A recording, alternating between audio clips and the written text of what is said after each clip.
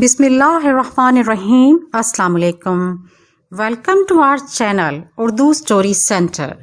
نئے آنے والوں سے گزارش ہے کہ ہمارے چینل کو سبسکرائب کر دیجئے، ویڈیو کو لائک کیجئے اور لنک سب کے ساتھ ضرور شیئر کیجئے۔ پیچھے خدمت ہے کالے چراغ کا اگلا حصہ۔ گلنار کا تجربہ بے شک خطرناک تھا، لیکن وہ صورتحال دوسری تھی۔ وہاں تو ایک رقیب سے واسطہ پڑ گیا تھا، اور رقیب بھی کوئی معمولی شخصیت نہیں۔ ارے باپ رے باپ، جب بھی گلنار کا تصور ذہن میں آتا میرے ہوش و حواس خراب ہونے لگتے تھے۔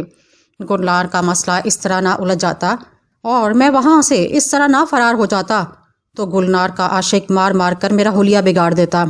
وہ تو تقدیر نے بچا دیا تھا۔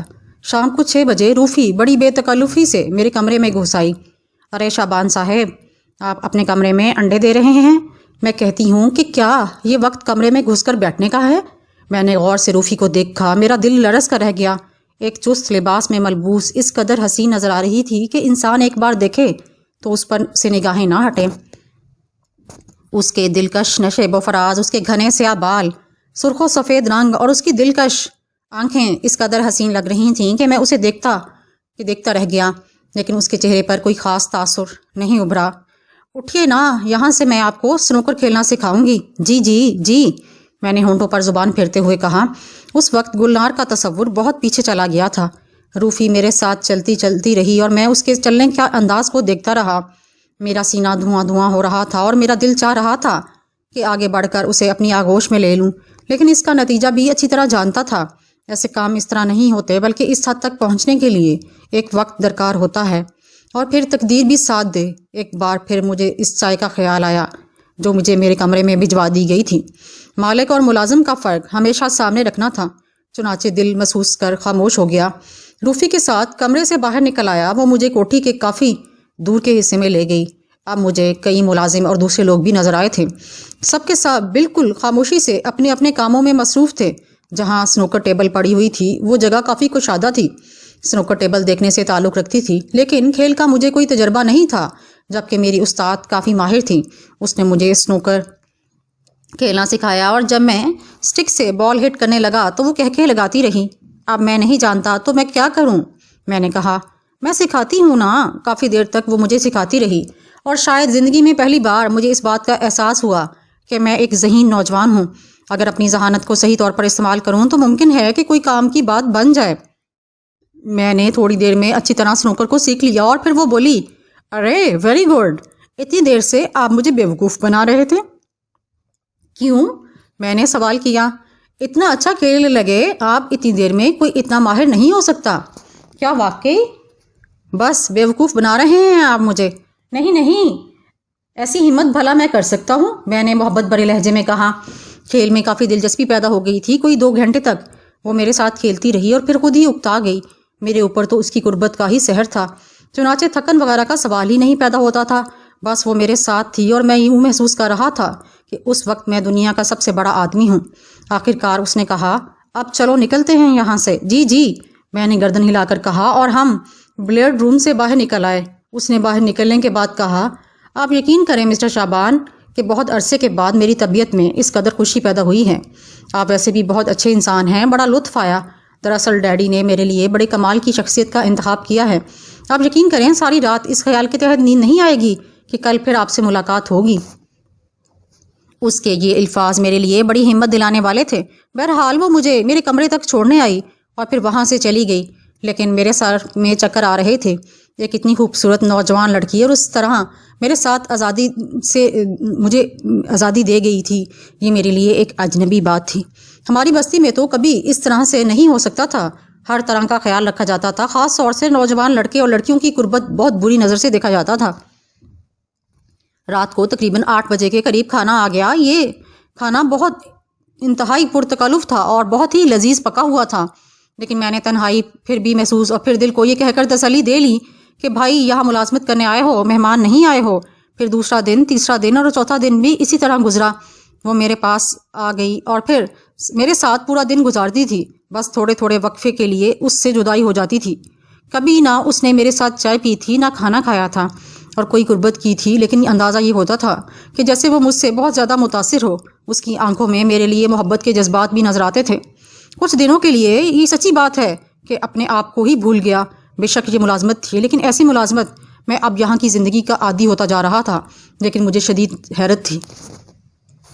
ان لوگوں نے یہاں ایک ملازم رکھا تھا، لیکن معلوم یہ ہوتا تھا کہ مجھے واقعی صرف روفی کا دل بہلانے کے لیے یہاں بلایا گیا ہوں۔ اس دوران شیخ صاحب سے میری 2-3 بار ہی ملاقات ہوئی تھی۔ انہوں نے مجھے کوئی کام نہیں دیا تھا، جبکہ میں سیکرٹری انہی کا تھا۔ بہرحال جب مالکان کی یہی مرضی تھی، یہی خوشی تھی، تو مجھے کیا اعتراض ہو سکتا ہے؟ ویسے ماحول کا عادی ہو جانے کے باوجود یہاں کی کچھ باتیں میری سمجھ میں نہیں آئی تھیں۔ یہ لوگ نہ کسی سے ملنے جاتے تھے اور نہ کوئی یہاں آتا تھا، لیکن بعض اوقات جب میں اپنے کمرے میں ہوتا تو مجھے یوں محسوس ہوتا کہ پوری کوٹھی میں کسی انسان کا وجود نہ ہو۔ کئی بار میں اس کا تجربہ بھی کر چکا تھا۔ اس وقت جب بھی خاموشی محسوس ہوتی تو میں کوٹھی کا چکر لگاتا، اور در حقیقت پوری کوٹھی میں مجھے ایک فرد بھی نظر نہیں آتا تھا۔ آخر کار میں تھک ہار کر تنگ آ کر ان کی واپسی کا انتظار کرنے لگتا تھا۔ پھر شام کو روفی میرے کمرے میں آ گئی اور میں نے اس سے پوچھا، آپ لوگ کہیں چلے گئے تھے؟ اپنے اپنے کمرے میں ہوں گے۔ کیوں؟ وہ حیرت سے بولی۔ لیکن مجھے تو کوئی نہیں ملا۔ کیا تم نے تلاش کیا تھا؟ اس نے پوچھا۔ ہاں، اور ایک لمحے کے لیے روفی کے چہرے پر عجیب سی کیفیت نظر آئی۔ پھر اس نے خود کو سنبھال کر کہا کہ آج وہ مجھ سے زبردست مقابلہ کرے گی۔ میں نے بھی زیادہ چھان بین مناسب نہیں سمجھی، لیکن نہ جانے کیوں اس کے بدلے ہوئے رنگ سے میرے ذہن میں ایک چبھن سی پیدا ہو گئی تھی۔ بہرحال سنوکر میں روفی کا ذرا بھی مقابلہ نہیں کر سکا، اور روفی نے تعجب بھرے لہجے میں کہا، کیوں؟ خیریت ہے؟ طبیعت ٹھیک ہے نا تمہاری؟ نہیں ٹھیک ہوں، بس یوں ہی ذہن بوجھل سا ہو گیا۔ تو پھر ٹھیک ہے، نہیں کھیلتے، کل کھیلیں گے۔ بہت بہت شکریہ روفی، واقعی طبیعت پر کچھ بوجھ محسوس کر رہا ہوں، میں نے جواب دیا۔ کیسا بوجھ؟ بس ایسے ہی، میں نے کہا، اور روفی پریشان نگاہوں سے مجھے دیکھنے لگی۔ میں تمہارے لیے کیا کر سکتی ہوں، مجھے بتاؤ۔ شکریہ روفی، تمہاری یہ ہمدردی ہی میرے لیے کافی ہے۔ یہ حقیقت تھی، بہرحال وہ میرے آقا تھے اور میں ملازم۔ وہ جس ہمدردی سے میرے ساتھ پیش آ رہے تھے، میں اس کا شکریہ ادا نہیں کر سکتا تھا۔ روفی کافی دیر تک بیٹھی مجھ سے باتیں کرتی رہی۔ آج میں نے اس کے انداز میں ایک خاص بات دیکھی تھی۔ عام حالت میں وہ ایک لا ابالی بے فکر سی لڑکی تھی، ہر قسم کے جذبات سے عاری۔ ایسا لگتا تھا جیسے اسے اپنے قیامت خیز حسن اور حسین جسم کی حشر سامانیوں کا ذرا بھی احساس نہ ہو۔ وہ بے باکی سے اپنے جسم کے پوشیدہ حصے میرے سامنے عریاں کر دیتی تھی، اور ایسے موقعوں پر میں لاکھ اس کی جانب محبت کی نگاہوں سے دیکھنے کے باوجود نگاہیں جھکا لیتا تھا۔ اتنا اندازہ اب مجھے ہوتا جا رہا تھا کہ وہ فطرتاً معصوم ہے، لیکن آج میں نے اس کی آنکھوں میں ایک عجیب سی کیفیت انگڑائی لیتے دیکھی تھی۔ شکریہ کی کوئی بات نہیں ہے شعبان، اب میں تمہارے اتنے قریب آ گئی ہوں کہ تمہاری کسی تکلیف کو اپنی تکلیف سمجھتی ہوں۔ میں تمہارے لیے سب کچھ کرنے کو تیار ہوں۔ اس نے گردن جھکا لی اور میرا دل دھک سے ہو گیا۔ اس کے دل میں میرے لیے پسندیدگی کے جذبات تھے۔ واحیثیت لڑکی، میں نے اسے بغور دیکھا اور دل کے گوشوں میں اس کے حسن کے نقوش محفوظ کر لیے تھے، لیکن اس سے آگے بڑھنے کے لمحات میں نے اپنے آپ کو ہمیشہ ہمیشہ کے لیے محتاط کر لیا تھا۔ اس میں کوئی شک نہیں کہ میرا دل چاہتا تھا، اور بعض اوقات میں شدت جوش سے دیوانہ ہو جاتا تھا، لیکن خود کو سنبھال لینا ہی بہتر تھا۔ اصولی طور پر مجھے صرف ملازمت کرنا چاہیے تھی، اس سے آگے میری حیثیت کچھ بھی نہیں۔ اگر شیخ صاحب کو اس کا ذرا برابر شبہ بھی ہو گیا کہ میں نے ان کی دی ہوئی حیثیت سے ناجائز فائدہ اٹھایا ہے، تو اس کوٹھی میں بہت سی ایسی جگہیں تھیں جہاں آسانی سے میری قبر بنائی جا سکتی تھی۔ چنانچہ روفی کے ان الفاظ میں کھو جانے کے بجائے میں نے خود کو سنبھالا اور بولا، میں محسوس کر سکتا ہوں مس روفی، آپ بے حد مہربان اور صاف دل خاتون ہیں۔ آپ یقین کریں میں آپ کی بے حد عزت کرتا ہوں۔ روفی نے ایسی نگاہوں سے مجھے دیکھا جیسے کہہ رہی ہو صرف عزت، اور میں ان نظروں کے جواب میں آنکھیں جھکانے لینے کے علاوہ کچھ نہ کر سکا۔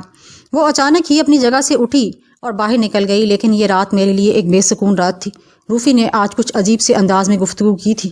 مجھے یوں لگا جیسے اس کے اندر عورت جاگ گئی ہو، اور میرے دل میں بھی گدگداہٹیں پیدا ہو رہی تھیں۔ میری شدید آرزو تھی کہ میں اسے حاصل کر لوں۔ اس کی قربت میری زندگی کا اس وقت سب سے بڑا مقصد بن چکی تھی، لیکن مستقبل کا خوف بھی تھا۔ اس میں کوئی شک نہیں کہ میری زندگی میں ایسی چیزوں کی بالکل گنجائش نہیں تھی، لیکن فطرت کو کوئی تبدیل نہیں کر سکتا۔ روفی کے الفاظ میرے ذہن میں شدید ہیجان پیدا کر رہے تھے، اور میرا دل چیخ چیخ کر اپنا حق طلب کر رہا تھا۔ وہ رات سخت کشمکش میں گزری، لیکن دوسری صبح مجھے کافی سکون ہو گیا۔ اسی روز میری ملاقات شیخ صاحب سے ہوئی، اور وہ مجھے اپنے ساتھ اپنے کمرے میں لے گئے۔ بیٹھو، انہوں نے سرد لہجے میں کہا، اور میں شکریہ ادا کر کے کرسی پر بیٹھ گیا۔ تم بھی سوچتے ہوگے کہ یہ کیسی ملازمت ہے، نہ کام نہ کاج۔ میرا خیال ہے میں اس سلسلے میں تھوڑی سی وضاحت کر دوں۔ میں سنجیدہ نگاہوں سے شیخ صاحب کو دیکھنے لگا۔ میرے دل کی گوشوں میں یہ تصور ابھرا تھا کہ کہیں شیخ صاحب کو شبہ نہ ہو گیا ہو۔ بہرحال میری آنکھوں میں خوف سا ابھر آیا تھا۔ گھر کے ماحول پر جمود سا طاری ہو گیا۔ دوسرے تمام لوگ تو اپنے اپنے کاموں میں مصروف ہیں، لیکن روفی نوجوان ہے، اس کے ذہن میں ابھی بچپن ہے۔ میں اس سے بے پناہ محبت کرتا ہوں، چنانچہ صحیح معنوں میں نے تمہیں اس لیے رکھا ہے۔ مجھے مسرت ہے کہ تم نے میری توقعات پوری کر دیں۔ میں پچھلے کچھ دنوں سے روفی کو خوش دیکھ رہا ہوں۔ میں چاہتا ہوں کہ وہ ہمیشہ اسی طرح خوش رہے، اور یہ تمہاری ذمہ داری ہے۔ ویسے اس کی سفارش پر تمہاری تنخواہ بھی ڈبل کر دی گئی ہے۔ اب تم اپنی تنخواہ دگنی وصول کرو گے۔ میرا خوف مسرت میں تبدیل ہو گیا، لیکن اس کے ساتھ ہی میرے دل میں خلش سی ابھر آئی۔ روفی نے کل جس خیال کا اظہار کیا تھا، اگر میں اس کی پذیرائی کروں تو غداری کا مرتکب قرار پاؤں گا۔ اس سلسلے میں شیخ صاحب سے کچھ بھی نہیں کہہ سکتا تھا۔ اس میں میرے دو نقصانات تھے۔ پہلا نقصان تو یہ کہ شیخ صاحب فوراً مجھے اس ملازمت سے نکال دیتے، اور پھر روفی کی سفارش بھی کام نہ آتی۔ مجھے تو صرف اپنی ملازمت بچانی تھی، کیونکہ اس سے بہت سے کام لینے تھے مجھے۔ چنانچہ یہ خاموشی ہی مناسب سمجھی، اور شیخ صاحب نے کہا، اس کے علاوہ تمہیں کوئی تکلیف ہو تو بتاؤ۔ نہیں جناب، میں بے حد شکر گزار ہوں۔ ٹھیک ہے، جاؤ، بس میں نے یہی سوچا تھا کہ تم سے یہ بات کروں، شیخ صاحب نے کہا، اور میں وہاں سے اٹھ کر چلا آیا۔ اس شام روفی میرے پاس نہیں آئی تھی، ورنہ وہ روزانہ مجھے بلانے آ جاتی تھی۔ میں بے چینی سے اس کا انتظار کرتا رہا، اور جب شام بڑھ گئی تو میں خود اس کی جانب چل پڑا۔ وہ اپنے کمرے میں نہیں تھی، اور میں اسے تلاش کرتا ہوا سنوکر کیبن میں داخل ہو گیا۔ وہ وہاں موجود تھی اور ٹیبل سے ٹکی ہوئی خلا میں گھور رہی تھی۔ مجھے دیکھ کر وہ چونک پڑی۔ اس کے چہرے پر سنجیدگی کے آثار تھے۔ مس روفی، میں نے اسے آواز دی، اور وہ میری طرف سوالیہ نگاہوں سے دیکھنے لگی۔ آپ ناراض ہیں؟ میں نے پوچھا، اور وہ ایک دم سنبھل گئی۔ ہاں، میں آپ سے معافی چاہتا ہوں مس روفی۔ کس بات کی؟ میری جس بات سے آپ ناراض ہوئی ہیں۔ بلکہ میں تو سوچ رہی تھی کہ خاموش ہو گئی۔ جی بتائیے۔ اصل میں اپنی شکست پر شرمندہ ہوں۔ شکست؟ ہاں، میں آپ بھی وضاحت سے محروم ہوں۔ اصل میں میرا خیال تھا کہ آپ کے دل میں جگہ پانے میں کامیاب ہو جاؤں گی، لیکن مجھے نہیں معلوم تھا کہ آپ کسی اور کو پسند کرتے ہیں۔ مجھے افسوس ہے کہ میں نے یہ معلوم کیے بغیر آپ کو اپنے دل کے اندر کی والی کیفیت سے کیوں آگاہ کیا۔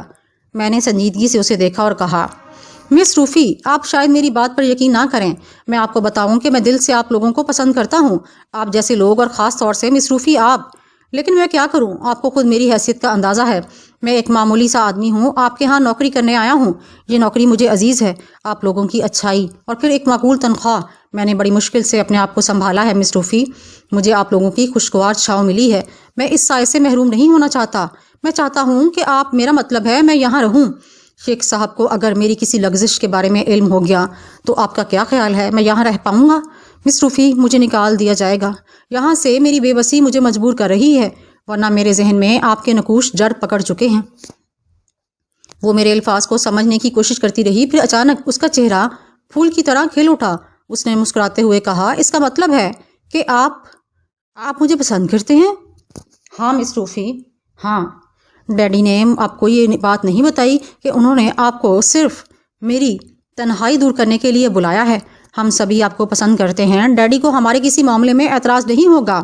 آپ بھی سمجھ لیں کہ جو کچھ میں کہہ رہی ہوں وہ بالکل درست ہے، اور اگر آپ ملازمت کی طرف سے خوفزدہ ہیں تو میں آپ کو اس کی ضمانت دیتی ہوں۔ ویسے بھی آپ کی پریشانی دور کرنا میرا فرض ہے۔ آپ مجھے بتائیے، میں آپ کے اور کس کام آ سکتی ہوں؟ اگر یہ بات ہے روفی، تو مجھے یہ اعتراف کرنے میں کوئی جھجک نہیں کہ میں دل کی گہرائیوں سے آپ کو پسند کرتا ہوں۔ میں نے نہ جانے کس طرح یہ الفاظ ادا کیے اور بے خود ہو کر آگے بڑھی۔ اس نے اپنے ہونٹ میرے ہونٹوں پر رکھ دیے۔ کسی کی قربت کا یہ انداز میں نے خواب و خیال میں بھی نہیں سوچا تھا۔ وہ میرے بالکل قریب آ گئی اور کئی منٹ بے خودی کے عالم میں گزر گئے۔ پھر اس نے سنبھل کر کہا، آپ نے شابان، آپ نے میرے سوئے ہوئے خوابوں کو تعبیر دی ہے۔ میں نے تو کبھی… چھوڑیے، آئیے کھیلتے ہیں۔ آج میں دل سے کھیلوں گی۔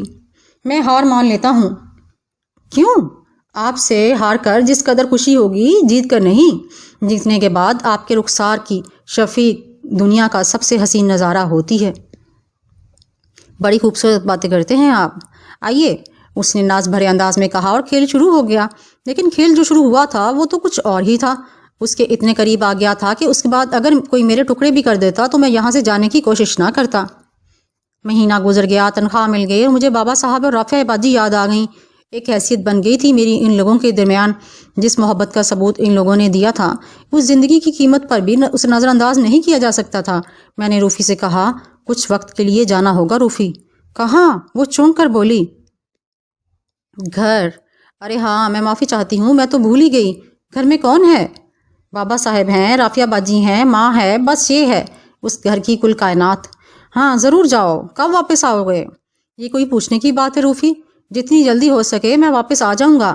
بھلا تمہاری جدائی کیسے گوارا کر سکتا ہوں؟ بس یہ سمجھ لینا کہ ایک پل تمہاری آمد کا انتظار کروں گی. میں نے کہا نا، بس بابا صاحب کے پاس جانا اور واپس آ جانا، یہ کچھ مجھے ملا ہے، انہیں پہنچانے جا رہا ہوں. ان کی دعاؤں سے مجھے بہت کچھ مل گیا روفی. جاؤ میری طرف سے بھی کچھ لیتے جاؤ، اس نے کہا اور ایک لفافہ میرے ہاتھ میں تھما دیا. نہیں روفی، خبردار، منع نہ کرنا، اس نے کہا. بابا صاحب کے پاس آیا اور کچھ لے کر. وہ ان کے تصور میں بھی نہیں تھا. چنانچہ جب میں وہاں پہنچا تو وہ شدت خوشی سے دیوانے ہو گئے. میں جو کچھ ان کے لیے لے کر گیا تھا اسے دیکھ کر ان کا جسم لرز گئے. اس کی کیا ضرورت تھی؟ یہ آپ کہہ رہے ہیں بابا صاحب؟ بیٹا تمہارے لیے ایک طویل زندگی پڑی ہے، ہمیں تو صرف اپنی زندگی کے دن کاٹنے ہیں. ایسا نہ کہیں بابا صاحب، آپ لوگ میرے لیے ماں باپ کا درجہ رکھتے ہیں. میں کیا کہہ سکتا ہوں، آپ یہ سمجھ لیجئے کہ بہت بہت شکریہ تمہارا بیٹے. بیٹا بھی کہہ رہے ہیں اور شکریہ بھی ادا کر رہے ہیں. میں ناراض ہو جاؤں گا. نہیں بیٹا. وہ لوگ بہت خوش رہے. میں نے ایک دن ان کے گھر گزارا. سارا وقت مجھے روفی یاد آتی رہی. اس کے بعد میں وہیں پہنچ گیا. روفی میرا انتظار کر رہی تھی. اس میں کوئی شک نہیں کہ اس کے گھر والوں کو مجھ سے کوئی سروکار نہیں تھا. سب بے تعلق تھے، گمسم، خاموش. وہ مجھے نظر ہی بہت کام آتے تھے. سب بھی اپنے اپنے کمروں میں رہتے تھے. کوئی ضرورت ہوتی تو باہر نکل آتے، ورنہ میرے لیے وہی اصول برقرار تھا. تینوں وقت کھانا اور چائے میرے کمرے میں ہی آ جاتی تھی. میں نے کسی کو اس عمارت سے باہر جاتے ہوئے بھی نہیں دیکھا تھا. کھانے پینے کی بھی شاید کافی مقدار میں یہاں سے پہلے ہی موجود تھی، یا پھر ان کے یہاں آنے کا کوئی مناسب بندوبست تھا. روفی میرے بہت قریب آ گئی تھی. ہمارے درمیان سے بہت سے فاصلے ہٹ گئے تھے اور اب ہم تمام دن ساتھ ہی گزارتے. اس وقت جب ملازمہ کمرے میں کھانا لے کر آتی تو روفی اتفاق سے میرے کمرے ہی میں موجود تھی. ملازمہ کھانا رکھ کر چلے گئی اور روفی اٹھنے لگی تو میں نے کہا کہاں چلیں؟ تم کھانا کھاؤ، کھانے کے بعد آؤں گی میں. روفی، میں نے ایک عجیب سے آواز میں کہا اور وہ رک گئی. روفی، تم نے میرے اور اپنے درمیان تمام تکلفات دور کر دیے ہیں، لیکن ایک تکلف ابھی قائم ہے. میری خواہش ہے کہ اس وقت ہم دونوں ایک ساتھ ہی کھانا کھائیں. میری دانس میں یہ ایک معمولی بات تھی اور مجھے یقین تھا کہ روفی اس قدر قریب آ گئی ہے، اس کے بعد میری فرمائش کوئی حیثیت نہیں رکھتی. لیکن نہ جانے کیوں میں نے محسوس کیا کہ روفی کا چہرہ زرد پڑ گیا. وہ عجیب انداز میں میری طرف دیکھ رہی تھی. میں اس کی حالت پر حیران تھا. اس نے کچھ دیر خاموش رہنے کے بعد کہا، اور اگر میں اس سے انکار کر دوں تو تمہیں دکھ ہوگا شعبان؟ ہاں، یہ بات میں اتنے عرصے سے سوچ رہا ہوں روفی، کہ سارے معاملات میں اتنا ساتھ دیتی ہو، لیکن آج تک میں نے اس گھر میں کسی کے ساتھ کھانا نہیں کھایا، نہ چائے پی. یہ وہ سب لوگ اس طرح رہتے ہیں کہ بعض اوقات میری سمجھ میں نہیں آتا. روفی خاموش نگاہوں سے مجھے دیکھتی رہی تو میں نے کہا، وہ لوگ جو کچھ بھی کریں، مجھے اس سے کوئی سروکار نہیں، لیکن تم پر تو اب میرا حق ہو گیا ہے. میں تمہیں اس کے لیے مجبور کر سکتا ہوں. تمہیں میرے اوپر پورا پورا حق ہے، لیکن تمہیں اس حق کا خراج دینا ہوگا. خراج؟ ہاں، میں سمجھا نہیں. جو کچھ تم سمجھنا چاہتے ہو آج رات میں تمہیں مکمل تفصیل سے سمجھا دوں گی، اور آج رات تم ہمیشہ کے لیے میرے ہو جاؤ گے. مجھے افسوس ہے کہ میں تمہارے ساتھ کھانا نہیں کھا سکتی. لیکن آخر کیوں؟ میں نے کہا نا، آج رات. ٹھیک ہے، میں ہر خراج ادا کرنے کو تیار ہوں، لیکن اب تمہیں میرے ساتھ کھانا کھانا ہوگا. ہم لوگ کھانا نہیں کھاتے، ہم میں سے کوئی کچھ نہیں کھاتا. اس گھر میں کھانا صرف تمہارے لیے آتا ہے. ہم اس چیز سے مبرہ ہیں، اس نے سنجیدگی سے کہا، اور میں ہنسنے لگا. میں نے کہا، تو گویا تم لوگ صرف ہوا کھا کر جیتے ہو. تم کچھ بھی سمجھ لو، میں کچھ بھی نہیں سمجھ سکا. مجھے سمجھاؤ. میری درخواست ہے کہ تم اس وقت کچھ نہ سمجھو، کھانا کھا لو.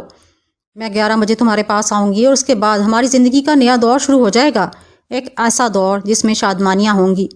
اجازت دو شعبان، صرف 11 بجے تک کی. یہ تمام پردے ہیں، اور اس کے بعد. وہ جملہ مکمل کیے بغیر باہر نکل گئی اور میں پتھرائی ہوئی نگاہوں سے دروازے کو دیکھتا رہا. اگر روفی مذاق کر رہی ہے تو بڑا سنجیدہ مذاق تھا، پر وہ اس قدر صلاحیت نہیں رکھتی تھی کہ ایسے مذاق سے سنجیدگی سے کر سکے. اور اگر سچ کہہ رہی ہے تو کوئی سمجھنے والی بات ہے کہ یہ لوگ کھانا کیوں نہیں کھاتے. اگر کھاتے پیتے نہیں تو پھر زندہ کیسے ہیں؟ بہرحال میں نے یہی سمجھا کہ روفی نے ایک سنجیدہ مذاق کیا ہے، بعض اوقات ایسا ہو جاتا ہے۔ بہرحال مجھے 11 بجے کا بے چینی سے انتظار تھا، گھڑی کی سوئیاں بھی جیسے جامد ہو گئی تھیں۔ خدا خدا کر کے 11 بجے اور روفی نے میرے کمرے کے دروازے پر دستک دی۔ میں نے جلدی سے دروازہ کھول دیا، وہ اندر آ گئی۔ اس کے چہرے پر بے پناہ سنجیدگی تھی۔ اندر آ کر اس نے دروازہ بند کر دیا اور میری طرف بڑھی۔ حسب معمول اس کے جسم پر ایک حسین لباس تھا، گھٹنوں سے اونچا سکرٹ اور اس کی سڈول رانیں نمایاں تھیں، خاص انداز میں تراشے ہوئے سنہرے بال بکھرے ہوئے تھے۔ لیکن اس وقت صرف ایک بات مختلف تھی اور وہ میرے لیے حیرت انگیز تھی۔ اس کی کمر میں بندھی ہوئی پیٹی میں ایک لمبا اور نوکدار خنجر اڑا ہوا تھا، جس کی کوئی ضرورت میری سمجھ میں نہیں آ سکی۔ میں نے سنجیدگی سے اس کی طرف دیکھا تو وہ آہستہ سے بولی، شابان۔ ہاں روفی، عجیب لگ رہی ہو۔ کیا تم مجھ سے محبت کرتے ہو؟ بے پناہ۔ نہیں، غور کرو، سوچو، اب تمہارے پاس کافی وقت ہے، غور کرو، کیا واقعی تم مجھ سے محبت کرتے ہو؟ روفی دیکھو، اتنی سنجیدگی سے مجھ سے یہ سوال نہ کرو، بری بات ہے۔ میری محبت کا خراج ادا کرو گے؟ دل و جان سے۔ وعدہ؟ ہاں، وعدہ۔ مجھے تم پر بہت اعتماد ہے میرے محبوب، اور آج میں اپنے راستے سے تمام پردے ہٹا رہی ہوں۔ آج میں تمہیں ہمیشہ کے لیے حاصل کر لوں گی اور ہمارے درمیان کوئی فاصلہ نہیں رہے گا۔ کیا تم اس کے لیے تیار ہو؟ یہ بھی کوئی پوچھنے کی بات ہے، میں نے محبت سے کہا۔ تو سنو، آج سے تقریباً 15 سال پہلے کی بات ہے۔ یہ اس وقت ایک چھوٹا سا قصبہ، اب سے بھی بہت چھوٹا سا، اور یہ جگہ میرے ڈیڈی کی ملکیت تھی۔ ہم لوگ آبادی سے باہر یہ خوبصورت عمارت بنوا چکے تھے۔ میں اس وقت شہر میں زندگی گزار رہی تھی۔ میری عمر اس وقت 19 سال کی تھی جب گرمیوں کی چھٹیوں میں شہر سے یہاں آئی۔ مجھے یہاں آئے ہوئے زیادہ دن نہیں گزرے تھے کہ اچانک یہاں ایک شدید وبا پھیل گئی، ایک انتہائی مکروہ وبا، اور ہمارا گھرانہ بھی اسی وبا کا شکار ہو گیا۔ ہم سب چند گھنٹوں کے فرق سے مر گئے۔ امدادی جماعتیں جب یہاں پہنچیں، اس گاؤں میں چند ہی لوگ زندہ بچے تھے۔ آخرکار یہ بستی اجڑ گئی اور بہت عرصے بعد دوبارہ آباد ہو سکی۔ اب یہ اچھی خاصی حیثیت اختیار کر چکی ہے، لیکن ہم لوگ اس عمارت میں رہتے ہیں، باہر کی دنیا سے الگ تھلگ، کیونکہ اب زندہ لوگوں سے ہمارا کوئی تعلق نہیں، زندگی سے دور ہو چکے ہیں ہم۔ یہی وجہ ہے کہ ہم کچھ کھاتے پیتے نہیں۔ میں نوجوان مری تھی، میرے دل میں آرزوئیں تھیں، اور میرے ڈیڈی کو میری اداسی بہت بری لگتی تھی۔ چنانچہ سوچ بچار کر کے انہوں نے فیصلہ کیا کہ شہر سے کسی زندہ نوجوان کو یہاں لے آئیں اور میں اس سے ربط بڑھا لوں۔ اگر مجھے پسند کرنے لگے تو میں پھر اسے بھی مرنے کی دعوت دوں، اور اگر وہ میرے ساتھ مرنے کے لیے تیار ہو جائے تو اس کے بعد میں اس کو ابد تک کے لیے اپنا لوں۔ میں نے تمہیں اور تم نے مجھے پسند کر لیا ہے شابان۔ تمہارے آنے کے بعد ڈیڈی نے تجویز پیش کی تھی کہ تمہیں خوراک میں زہر دے دیا جائے تاکہ تم مر جاؤ، لیکن میں نے اس سے اختلاف کیا۔ میں نے ان سے کہہ دیا کہ اگر تم مجھ سے محبت کرتے ہو تو میرے ساتھ خوشی سے زندگی دے دو گے، اور میں تمہیں اپنے ہاتھوں سے قتل کر کے اپنا لوں گی۔ وہ وقت آ گیا میرے محبوب، یہ تمہاری زندگی کی آخری رات ہے، پھر میرے اور تمہارے درمیان کوئی دیوار حائل نہیں رہے گی۔ میری ریڑھ کی ہڈی میں سرد لہریں دوڑنے لگیں، لیکن مجھے روفی کے اس مذاق پر یقین نہیں آ رہا تھا۔ البتہ دل پاگل ہوتا ہے، بے ایمان ہوتا ہے۔ یہاں ماحول کچھ ایسا ہی تھا کہ اگر غور کیا جاتا تو روفی کی بات پر یقین آ جاتا تھا۔ پھر بھی میں مسکراتے ہوئے کہا، محترمہ، کچھ بھی ہے، آپ ایک خاتون ہیں۔ اگر آپ یہ سمجھ رہی ہیں کہ میں ان باتوں سے خوفزدہ ہو جاؤں گا تو یہ آپ کی حماقت ہے، اور جہاں تک مسئلہ مجھے قتل کرنے کا ہے تو میں قتل ہو ہی چکا ہوں، لیکن براہ کرم آپ اس قسم کی فضول مذاق نہ کیجیے۔ یہ مذاق نہیں ہے شابان، یہ ایک سنجیدہ حقیقت ہے۔ تم مجھے بتاؤ، کیا تم نے میرے جسم میں کبھی زندگی کی حرارت محسوس کی ہے؟ کیا میرے ہونٹ برف کی ڈلیوں کی طرح سرد نہیں؟ بولو، غور کرو کہ ایسا نہیں؟ اور میرا شبہ حقیقت میں بدلنے لگا۔ میں نے کئی بار روفی کے اس سرد بدن کے بارے میں بھی سوچا تھا۔ اس نے مظلوم لہجے میں کہا، مجھے میری محرومیت سے نکال لو شابان، میری زندگی کی مسرتوں سے مجھے ہمکنار کر دو۔ آج میں تمہیں اپنی زندگی میں ہمیشہ ہمیشہ کے لیے شامل کرنے کا فیصلہ کر چکی ہوں۔ اس نے اپنی پیٹی میں اڑا خنجر نکال لیا اور میری طرف بڑھنے لگی۔ میری بکھلائی ہوئی نگاہیں اس کا جائزہ لے رہی تھیں۔ باپ رے باپ، لعنت ہے، اگر یہ سچ ہے، اگر یہ واقعی سچ ہے تو کیا میری زندگی میں یہی سب کچھ لکھا ہے؟ گلنار نے پہلے سے اپنی زندگی میں ایک عاشق پال رکھا تھا، اور عاشق بھی انسان نہیں بلکہ جن، جس سے نمٹنا کسی بڑے سے بڑے پہلوان کے بس کی بات نہیں۔ اور پھر میں تو امن پسند آدمی تھا، اچھا خاصا اپنی بستی میں رہتا تھا۔ ابا جان بلا وجہ مر گئے، اس کے بعد سے اب تک مصیبتوں ہی مصیبتوں میں زندگی گزار رہا ہوں۔ ابھی میں یہی سوچ رہا تھا کہ روفی نے وار کر دیا اور خنجر کی نوک میرے شانے کو شدید زخمی کر گئی۔ اس نے یہ خنجر میرے دل پر چلایا تھا، لیکن ہاتھ بہک گیا تھا۔ ارے باپ رے باپ، میرے حلق سے ایک دہشت بھری آواز نکلی۔ یہ وار اور اس سے لگنے والا زخم اس بات کا ثبوت تھا کہ روفی غلط نہیں کہہ رہی۔ وہ ایک بار پھر میری جانب بڑھی اور میں گھبرا کر پیچھے ہٹا، لیکن روفی نے پاؤں اڑا کر مجھے گرا دیا اور میں مٹھی میں دبائے ہوئے خنجر کو سنبھال کر میرے اوپر جھکی۔ سچ مچ میری آنکھوں میں موت ناچ گئی تھی۔ میں نے زندگی کی آخری کوشش کی اور روفی کی پنڈلی پر ایک زوردار لات ماری۔ میری یہ کوشش کامیاب رہی۔ وہ زور سے دوسری طرف گری اور میں اٹھ کر دروازے کی جانب بھاگا۔ اب بھلا رکنے کا کیا سوال تھا؟ میں دروازے سے باہر نکلا تو مجھے سامنے ہی شیخ صاحب نظر آئے۔ وہ حیرانی سے مجھے دیکھ رہے تھے۔ اوہو، کیا ہو گیا؟ انہوں نے کہا، سر وہ روفی پر نہ جانے کیسی دیوانگی کا دورہ پڑا ہے۔ وہ مجھے قتل کرنا چاہتی ہے، کہہ رہی ہے کہ وہ زندہ نہیں اور مجھے قتل کر کے اپنانا چاہتی ہے۔ میں نے پھولے ہوئے سانس کے ساتھ کہا۔ شیخ صاحب نے ایک غمناک ٹھنڈی سانس لی اور پھر بولے، وہ ٹھیک کہہ رہی ہے بیٹے، اس نے جو کچھ کہا ہے وہ سچ ہے، تم اس کی خواہش پوری کر دو۔ کیا بکواس کر رہے ہیں؟ بچی کا شوق ہے، اس کی خواہش پوری کر دو بیٹے۔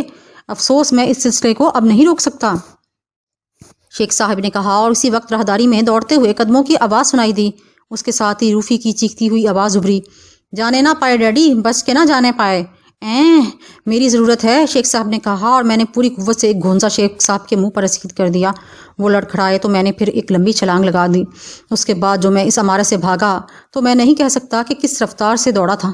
میں زندگی بچانے کے لیے انسان اپنی قوت سے کئی گنا آگے بڑھ جاتا ہے۔ پھر میں اس وقت تک دوڑتا رہا جب تک کہ مجھے ویرانے نظر آتے رہے۔ میرے پیروں میں قوت نہیں رہی، لیکن زندگی بچانے کی خواہش سب سے بڑی قوت ہوتی ہے، اور اسی وقت میں اسی سے کام لے کر اپنی پوری قوت کا مظاہرہ کر رہا تھا۔ نتیجہ یہ ہوا کہ میں کسی آبادی کے نزدیک پہنچ گیا۔ آبادی میں داخل ہونے کے بعد کم از کم اس بات کا خطرہ کم ہو گیا تھا کہ اب کوئی مجھ پر حملہ کرنے کی کوشش کرے گا۔ جیسے ہی ایک گوشہ ملا جہاں بیٹھ کر میں کچھ دیر سانس لے سکوں، میں نے وہاں بیٹھ کر گہری گہری سانسیں لیں۔ جو واقعات ہو گئے تھے اور جن سے گزر کر آیا تھا وہ اس قدر ہوش ربا تھے کہ اگر خود بھی ان پر یقین کرنے کی کوشش کرتا تو یقین نہیں آتا۔ کیا ہے، کیا یہ سب کیا ہے؟ یہ بھی آخرکار ایک ایسا ہی چکر نکلا۔ بڑی مشکل میں پھنس گیا تھا اور کچھ سمجھ میں نہیں آ رہا تھا کہ کیا کروں کیا نہ کروں۔ بہرحال بہت دیر تک بیٹھنے کے بعد سانس آہستہ آہستہ اعتدال پر آنے لگا، اور پھر ایک بار میں نے دوبارہ گزرے ہوئے واقعات کے بارے میں سوچا تو اچانک میری نظر شانے کے زخم پر پڑی اور میرے حلق سے ایک کراہ سی نکل گئی۔ زندگی زیادہ قیمتی چیز ہوتی ہے، بڑے نقصان کو سامنے دیکھ کر چھوٹے نقصان کی زیادہ پرواہ نہیں رہتی۔ اب جو غور کیا تو بازو اچھا خاصا زخمی تھا۔ ایک دم سے کمزوری اور نکاہت کا احساس ہوا، لیکن اب دیر ہو چکی تھی۔ زخم پر خون جم کر مرہم بن گیا تھا۔ البتہ دنیا سے چھپانے کے لیے کچھ نہ کچھ کرنا ضروری تھا۔ میں نے آبادی پر چاروں طرف نظر دوڑائی۔ ایک اچھا خاصا کوئی قصبہ یا شہر تھا۔ بہرحال ایک کلینک تلاش کرنے میں کوئی دقت پیش نہیں آئی۔ وہاں جا کر بینڈیج کرائی۔ زخم بہت معمولی سا تھا اور اس کے سلسلے میں ڈاکٹروں کی جھوٹی سچی کہانی سنانا پڑتی تھی۔ ایک ڈاکٹر نے صاف کہہ دیا کہ یہ تو چاقو کا زخم ہے، لیکن بہرحال کام چل ہی گیا۔ کسی نہ کسی طرح اس کے بعد واپس چلنے کے علاوہ اور کوئی چارہ نہیں تھا۔ حالانکہ بابا صاحب اور رافعہ باجی پر بھی میرا کوئی زور نہیں تھا۔ وہ تو زبردستی کی بات تھی، لیکن وہ تو شکر تھا کہ پہلی تنخواہ ان لوگوں کو پہنچا چکا تھا، جس کی وجہ سے وہاں دوبارہ جانے کی ہمت پڑ گئی تھی۔ واپسی کے سفر میں سوچتا رہا کہ ان لوگوں سے کیا کہوں گا، اور آخر میں یہی فیصلہ کیا کہ سچ سب سے بہترین نسخہ ہے۔ میں گھر واپس پہنچ گیا۔ بابا صاحب نے حیرت اور خوشی سے مجھے دیکھتے ہوئے کہا، ارے بیٹا، خیریت؟ خیریت نہیں ہے بابا صاحب، بیٹھو بیٹھو، کیا بات ہے؟ اور اس کے بعد جب میں نے بابا صاحب کو تفصیل بتائی تو اس نے ان کے بھی ہوش اڑا دیے تھے۔ رافعہ باجی نے میری قمیض اتروا کر میرے زخم کو دیکھا اور ان کی آنکھوں میں آنسو آ گئے۔ خدا غارت کرے، خدا غارت کرے۔ خدا غارت تو کر چکا ہے رافعہ باجی، اب غارت شدہ چیز کو کیا غارت کرے گا؟ ارے وہ بدروحیں تھیں، نیک روحیں ایسے کام تھوڑی کرتی ہیں۔ ہم نے کیا بگاڑا تھا ان کا؟ لو ذرا بات سنو بڑے میاں کی، خدا کی لعنت ان پر، جل کر بھسم ہو جائیں۔ بیٹی کا شوق پورا کرنے کے لیے بھٹک رہے ہیں۔ ایسی ہی بیٹی کے تن بدن میں آگ لگی تھی تو پھر کسی پتھر کے سل کے نیچے جا کر دب جاتی۔ رافعہ باجی انہیں بری طرح کوسنے لگی اور میں ہنستا رہا۔ انہوں نے غصے سے کہا، تم ہنس رہے ہو؟ میری جان جل رہی ہے، دل چاہ رہا ہے کہ جاؤں اور جا کر بھسم کر دوں، کلام پاک لے جا کر دوں گی، وہ شکانے آ جائیں گے گندی روحوں کے۔ چھوڑیے، اب تو میں وہاں سے بھاگ ہی آیا۔ فکر مت کرو بیٹے، اللہ رازق ہوتا ہے۔ لیکن کمال کی بات ہے صاحب، بہت کہانیاں سنی تھیں، بڑی پچھل پیریوں، چڑیلوں اور بھوتیوں کی کہانیاں سنی تھیں، مگر یہ تو بالکل نئی داستان ہے۔ جی بابا صاحب، چھوڑو بھائی چھوڑو، اللہ مالک ہے، اب ایسی کوئی بے تکی ملازمت نہیں کرنی ہے، دیکھیں گے کیا کر سکتے ہیں۔ تم آرام سے رہو، ویسے بھی پیسے کافی ہیں، ابھی بہت دن چل جائیں گے، اس دوران کوئی نہ کوئی ملازمت مل ہی جائے گی۔ اچھا بتاؤ، زخم میں زیادہ تکلیف تو نہیں ہے؟ نہیں بابا صاحب، شکر ہے خدا کا، معمولی سا زخم تھا، کہو تو کسی عامل کو بھیجوں وہاں؟ ارے نہیں نہیں، ایسی کوئی بات نہیں، نہیں سچ کہہ رہا ہوں۔ وہ سامنے والے نکر کے آخری کونے پر ایک صاحب رہتے ہیں، سب لوگ انہیں صوفی صاحب کہتے ہیں، بڑے صاحب بے کرامت آدمی ہیں، کبھی کبھی جب موج میں ہوتے ہیں تو لوگوں کو تعویذ گنڈے دیتے ہیں، کہا جاتا ہے کہ ان کا دیا ہوا تعویذ گنڈا 100% کرامت ہوتا ہے۔ ان سے کہوں کہ جاؤ ذرا صوفی صاحب، عمل کر کے کچھ بھوتوں کو بھگانا ہے، مجھ سے بھی بڑی اچھی سلام دعا ہے، تیار ہو جائیں گے۔ نہیں بابا صاحب، کس چکر میں پڑے ہوئے ہیں آپ؟ بات ختم ہو گئی، واپس آ گئے خیریت کے ساتھ، بس اب دیکھیں گے کہ زندگی کیسے گزرتی ہے۔ اور اس کے بعد بڑی مشکل سے بابا صاحب کو مطمئن کیا تھا۔ میں محلے میں بابا صاحب کا بیٹا مشہور ہو گیا۔ ویسے جو جسامت تھی میری اور حلیہ اب میرا بن چکا، وہ بالکل مختلف ہو گیا تھا۔ بستی علی جا کے نکھٹو آوارہ شابان علی اور میں موجودہ شابان میں زمین آسمان کا فرق ہو چکا تھا۔ اب دیکھنے والی نگاہیں مجھے دیکھ کر یہ نہیں کہہ سکتی تھیں کہ میں بستی علی جا کا ایک معمولی سا نوجوان ہوں، لیکن یہ حقیقت ہے کہ والد صاحب کی وفات کے بعد جو حالات مجھے پیش آئے تھے وہ کسی ایک شخص کی زندگی کے عجیب و غریب ترین حالات تھے۔ بہت کم لوگوں کی زندگی اس طرح الٹ پلٹ کا شکار تھی۔ البتہ کبھی کبھی اپنے بارے میں سوچنے کا موقع مل جاتا تھا تو میں یہ سوچتا تھا کہ میں بذات خود بھی عجیب و غریب شخصیت ہی ہوں۔ دنیا میں قدم رکھنے والے نوجوان عمر کی اس منزل میں آنے کے بعد ایسے عجیب و غریب کارنامے سر انجام نہیں دیتے۔ مجھے بھی اصولی طور پر زندگی کا کوئی ایسا رخ اپنانا چاہیے جو میرے مستقبل کے لیے صحیح راستہ بن جائے، لیکن میں طریقہ کار ہی ذرا عجیب اور غلط رکھا تھا۔ ابھی تک زندگی کے بارے میں سنجیدگی سے نہیں سوچا تھا۔ اس بار یہ سوچا تھا کہ کوئی ملازمت ڈھنگ کی مل جائے تو ان معصوم اور بے بس انسانوں کی خدمت بھی کروں گا اور اپنے طور پر زندگی بھی گزاروں گا۔ اب کالی چرن کا خوف میرے دل سے نکل چکا تھا۔ ویسے کالی چرن کے ساتھ جو میں نے سلوک کیا تھا وہ واقعی میری زندگی کے لیے ایک خوش کن احساس تھا۔ اب یہ سوچ رہا تھا کہ کوئی ڈھنگ کی ملازمت کروں تاکہ اپنے مستقبل کے لیے کوئی بہتر فیصلہ ہو۔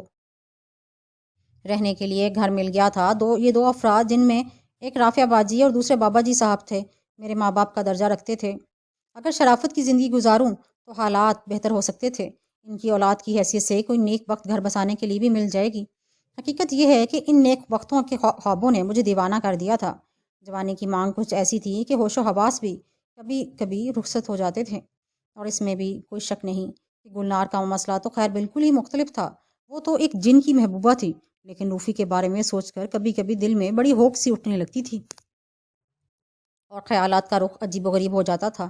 روفی کے حسین و دلکش جسمانی نقوش نگاہوں میں آتے، اس کی قربت، اس کے بدن کا احساس اس کا لمس دیوانہ کر دیتا اور دل چاہتا کہ کچھ ہو جائے۔ پڑوس سے گزرتے ہوئے گھروں کے دروازوں اور کھڑکیوں کے پیچھے حسین آنکھوں کا احساس ہوتا تھا جو مجھے دیکھ رہی ہوتی تھی۔ روفی کے احساس سے ایک دن میں نے بابا صاحب سے پوچھا، ویسے ایک بات بتائیے بابا صاحب۔ ہاں بیٹا پوچھو۔ روحوں کے بارے میں تو سنا ہے کہ وہ بڑی لطافت کی حامل ہوتی ہیں، ان کا کوئی انسانی وجود نہیں ہوتا، میرا مطلب ہے کوئی ٹھوس وجود نہیں ہوتا، جبکہ شیخ صاحب مجھے ہر طرح کے ٹھوس وجود کا احساس ہوا۔ ایک ملازمہ باقاعدہ میرے لیے کچھ لے کر آتی تھی، وہ ایک بھرپور کھانا ہوتا تھا۔ اس کے علاوہ اس گھر کے افراد نے مجھے درجنوں بار چھوا، یہاں تک کہ روفی نے مجھ پر چاقو سے حملہ کیا، جس کا ثبوت یہ نشانی موجود ہے۔ روحانی طور پر وہ ہوا ہونی چاہیے تھی، اگر میں اس کی پنڈلی پر لات مارتا تو وہ دور جا کر نہ گرتی تو یقینی طور پر وہ چاقو کا وار کامیاب ہو گیا ہوتا۔ یہ لات باقاعدہ ایک انسانی جسم پر پڑی تھی۔ کیا آپ بتا سکتے ہیں کہ ایسی کیا صورتحال ہوگی؟ بیٹا مجھے بالکل نہیں معلوم اس بارے میں، لیکن اگر معلوم ہی کرنا چاہتے ہو تو میں تمہیں عامل صاحب کے پاس لے جاتا ہوں۔ یہی میری آرزو ہے بابا صاحب، ذرا سی معلومات حاصل ہوں۔ ٹھیک ہے، آج شام کو صوفی صاحب کے پاس چلیں گے۔ شام کو مغرب کے بعد ہم صوفی صاحب کے پاس پہنچ گئے۔ مجھے جو افسوس ہوا کہ ایسی اعلیٰ درجے کی شخصیت سے میں پہلے کیوں نہیں ملا۔ اس وقت صوفی صاحب ایک قالین بچھائے بیٹھے تھے، 4-5 نوجوان سامنے بیٹھے تھے۔ دبلی پتلی جسامت کے لمبے تڑنگے آدمی تھے، کندھوں تک لٹکے ہوئے بال، چھوٹی سی داڑھی، آنکھوں میں سرما لگا ہوا تھا۔ ویسے چہرے مہرے کو دیکھ کر یہ احساس ہوتا تھا کہ کوئی خطرناک آدمی نہیں ہے، بس اپنا ایک دھندا چلا رکھا ہے۔ حالانکہ اس سے پہلے بھی میں اس طرح کے حالات سے گزر چکا تھا اور حمایت علی شاہ صاحب کے ساتھ رہ کر جنات کو بوتلوں میں بند کرنے کا عمل دیکھ چکا تھا۔ صوفی صاحب کا انداز ایسا تو نہ تھا، لیکن تھے اسی ٹائپ کی چیز۔ بہت سی یادیں، بہت سی باتیں دل میں تھیں۔ حمدو کا خیال جب بھی دل میں آتا تھا سوچ میں ڈوب جاتا تھا، لیکن حمدو ایسا غائب ہوا تھا جیسے گدھے کے سر سے سینگ۔ لگ گیا ہوگا کہیں بیچارے کا دھندا، کون کسے یاد رکھتا ہے، اور میری اس سے اتنی گہری دوستی بھی تو نہیں تھی۔ بہرحال یہ ساری باتیں اپنی جگہ تھیں۔ میں یہ تمام باتیں سوچتا رہا۔ صوفی صاحب لوگوں کو نپٹاتے رہے۔ بہت سی خواتین بھی ان کے پاس آتی تھیں اور بڑی عقیدت سے ان کے ہاتھوں کو بوسہ دیتی تھیں۔ صوفی صاحب ان کے سر پر ہاتھ پھیرتے، دعائیں پڑھ کر پھونکتے، اور جب وہ دعائیں پڑھ کر پھونکتے تھے ان کا چہرہ اتنا قریب ہوتا تھا کہ سانسوں کے لمس آپس میں ٹکرا جائیں۔ کسی نے محسوس کیا ہو یا نہ ہو، لیکن میں نے یہ بات ضرور محسوس کی تھی اور دل میں سوچا تھا کہ صوفی صاحب کے قدموں میں تو آتے رہنا چاہیے۔ بہرحال جب تمام لوگوں سے فراغت حاصل ہو گئی تو صوفی صاحب اپنی جگہ سے اٹھتے ہوئے بولے، آؤ بھائی، تم ادھر آ جاؤ میرے پاس۔ صوفی صاحب نے بابا صاحب سے کہا اور بابا صاحب الگ گوشے میں جا کر صوفی صاحب کے پاس بیٹھ گئے۔ شاید انہوں نے صوفی صاحب سے میرے بارے میں بات کی اور میں صوفی صاحب کے پاس جا کر بیٹھ گیا۔ صوفی صاحب نے ایک انگلی اٹھا کر مجھے کچھ بولنے سے روکا اور کہا، اپنے ہاتھ سامنے لاؤ، دونوں ہاتھ۔ میں نے دونوں ہاتھوں کی ہتھیلیاں صوفی صاحب کے سامنے رکھ دیں۔ بعد میں مجھے معلوم ہوا کہ صوفی صاحب صوفی ہوں یا نہ ہوں، عامل ہوں یا نہ ہوں، لیکن ایک نجومی، ایک جوتشی ضرور تھے۔ انہوں نے میرے ہاتھ دیکھے اور پھر بولے، بابا صاحب بولے، کمال ہے، واقعی کمال ہے۔ خیر، کچھ بتاؤں گا نہیں، انسانوں کے بارے میں انسانوں کو بتانا مناسب نہیں ہوتا۔ چلو چھوڑو، سناؤ کیسے مزاج ہیں؟ آپ کے ساتھ کچھ عجیب و غریب واقعات پیش آئے ہیں، میں آپ کو بتا ہی دیتا ہوں۔ یہ کہہ کر بابا صاحب نے ساری تفصیل صوفی صاحب کو بتائی۔ صوفی صاحب کا منہ بھی حیرت سے کھل گیا۔ کہنے لگے، ذرا بتاؤ بیٹے۔ میں نے نعیم پور کا وہ پتہ بتا دیا صوفی صاحب کو تو صوفی صاحب بولے، بھائی بڑی دلچسپ بات ہے، ہمت کریں گے وہاں کسی وقت جانے کی۔ چلو خیر چھوڑو، سناؤ، میں کیا کر سکتا ہوں تمہارے لیے؟ صرف یہ معلوم کرنا ہے کہ کیا اس قسم کی روحوں کا ایسا ٹھوس وجود ہو سکتا ہے؟ میاں، یہ کارخانہ قدرت ہے، یہاں سب کچھ ہو سکتا ہے۔ ویسے صاحبزادے کرتے کیا ہو؟ جی ابھی تو کچھ بھی نہیں کرتا۔ دیکھو تمہارے ہاتھوں میں نے جو کچھ دیکھا ہے، ہم تمہیں بتائیں گے اس بارے میں۔ اگر ذرا بھی دلچسپی ہو تو ہم تمہیں اپنے پاس رکھنے کے لیے تیار ہیں۔ معاوضہ تم چاہو گے تمہیں دے دیا کریں گے، بس اللہ تعالیٰ جو دال روٹی دیتا ہے اسی میں کچھ حصہ تمہارا بھی ہو جایا کرے گا۔ ارے نہیں صوفی صاحب، کیسی باتیں کر رہے ہیں آپ کی محبت، آپ کی عنایت ہے، اتنی ہی کافی ہے کہ اس کے بعد کسی شے کی حاجت نہیں رہتی۔ یہ تو بہت بڑی بات ہے شبان میاں کہ صوفی صاحب تمہیں اپنے شاگردوں کا درجہ دے رہے ہیں۔ میں سمجھتا ہوں ان سے بہت کچھ حاصل کر لو گے تم۔ میں بھی تیار ہو گیا تھا۔ اصل میں صوفی صاحب کے ہاں جو رنگ میں نے دیکھا وہ بڑا ہی رنگین تھا۔ خواتین کی اتنی قربت، اور پھر یہ بات تو شروع ہی سے میری فطرت میں تھی۔ پہلے بھی جھوٹا پیر بن کر دیکھ چکا تھا۔ ابتدا میں جو رنگ لگے تھے وہ بلا بھولنے والے تھے، بس کچھ ناتجربہ کاری تھی اور کچھ تقدیر کا دھکا، بات آگے نہیں بڑھ سکی تھی۔ لیکن اب پھر وہی موقع مل رہا تھا، چنانچہ خوشی سے تیار ہو گیا۔ صوفی صاحب نے ایک جگہ بنا رکھی تھی، اسے وہ حجرہ کہا کرتے تھے، لیکن در حقیقت وہ حجرہ نہیں، اچھا خاصا گھر تھا۔ وہ جگہ جہاں صوفی صاحب اپنے مریضوں کو دیکھا کرتے تھے الگ تھی، اور پردے کا معقول انتظام تھا۔ پردے کا معقول انتظام ہی مجھے قائل کر گیا تھا۔ کچھ ایسے ہی کیس ہوا کرتے تھے جنہیں صوفی صاحب باہر ہی دیکھ لیا کرتے تھے، اور کچھ ایسے کیس ہوا کرتے تھے جن میں مجھے بھی پردہ گاہ سے ہٹا دیا جاتا۔ البتہ چھپ چھپا کر میں ضرور دیکھتا تھا کہ صوفی صاحب کوئی غلط حرکت تو نہیں کرتے، لیکن جو کچھ وہ کرتے تھے اگر مجھے اس کا موقع مل جاتا تو میں اس کی آڑ میں بہت کچھ کر سکتا تھا۔ بہرحال صوفی صاحب کے ساتھ ایک مہینہ گزر گیا۔ مہینے کے اختتام پر صوفی صاحب نے مجھے 2000 روپے دیے اور کہا، بات اصل میں یہ ہے میاں کہ تمہارے سارے اخراجات ہمارے ذمہ ہی ہوا کرتے ہیں، لیکن بیچارے بابا صاحب کو یہ پیسے ضرور دے دینا جا کر۔ اب ایسے شریف اور نیک نفس آدمی کی مدد کرنا بھی تو ثواب ہے۔ میں نے وہ پیسے بابا صاحب کو دیے تو بابا صاحب کی آنکھوں میں آنسو آ گئے۔ بیٹا کچھ اپنے لیے بھی کرو، ہم تو زندگی گزار چکے ہیں، تمہارا پورا مستقبل تمہارے سامنے پڑا ہے۔ ویسے ایک بات کہوں تم سے؟ جی بابا صاحب۔ صوفی صاحب بہت پہنچے ہوئے آدمی ہیں، ایسے لوگ اپنے آپ کو ظاہر نہیں کرتے۔ یہ سب کچھ تو ہو ہی رہا ہے۔ صوفی صاحب سے کہو کہ کوئی عمل وغیرہ بتائیں، کوئی وظیفہ، کوئی چلہ جس سے کام بنے۔ ٹھیک ہے، میں صوفی صاحب سے بات کروں گا، میں نے کہا، اور پھر اس دن میں نے صوفی صاحب کے پاؤں دباتے ہوئے ان سے کہا، صوفی صاحب آپ کا بہت بہت شکریہ کہ آپ نے مجھے اتنی محبت اور اتنا اعزاز دیا۔ ایک درخواست کرنا چاہتا ہوں آپ سے۔ ہاں بولو بولو۔ صوفی صاحب دنیا سے بہت سی کہانیاں سنی ہیں، بڑے بڑے معمولی لوگ جنوں کو چٹکی بجاتے قبضے میں کر لیتے ہیں۔ کیا واقعی ایسا کوئی چلہ، ایسا کوئی وظیفہ ہوتا ہے؟ 100% ہوتے ہیں میاں، مگر بات معمولی نہیں ہوتی۔ جن کو قبضے میں کرنا کوئی آسان بات نہیں، مگر کوشش تو کی جا سکتی ہے۔ میں نے کہا، نہ کہ کوشش انسان ہی کرتے ہیں، اور اگر یہ کوشش کارگر ہو جائے تو پھر کیا ہی بات ہے۔ مجھے کوئی ایسا وظیفہ بتا دیں صوفی صاحب۔ عزیزی، یہ بڑا دل گردے کا کام ہے، اور ہم اب اس بات کو کہنے میں کوئی دقت محسوس نہیں کرتے کہ خود ہمارا ایسا ہی چکر ہے۔ ہم نے کبھی ایسی کوشش نہیں کی۔ اس کا وجہ یہ ہے کہ اپنے استاد کو مار کھاتے ہوئے دیکھ چکے ہیں۔ کیا مطلب؟ بس یہ بڑا عجیب و غریب سلسلہ ہے۔ جن اگر قبضے میں آ جائیں تو بہت سے کام بن جاتے ہیں، اور اگر قبضے میں نہ آئیں تو سمجھو زندگی بگڑ جاتی ہے۔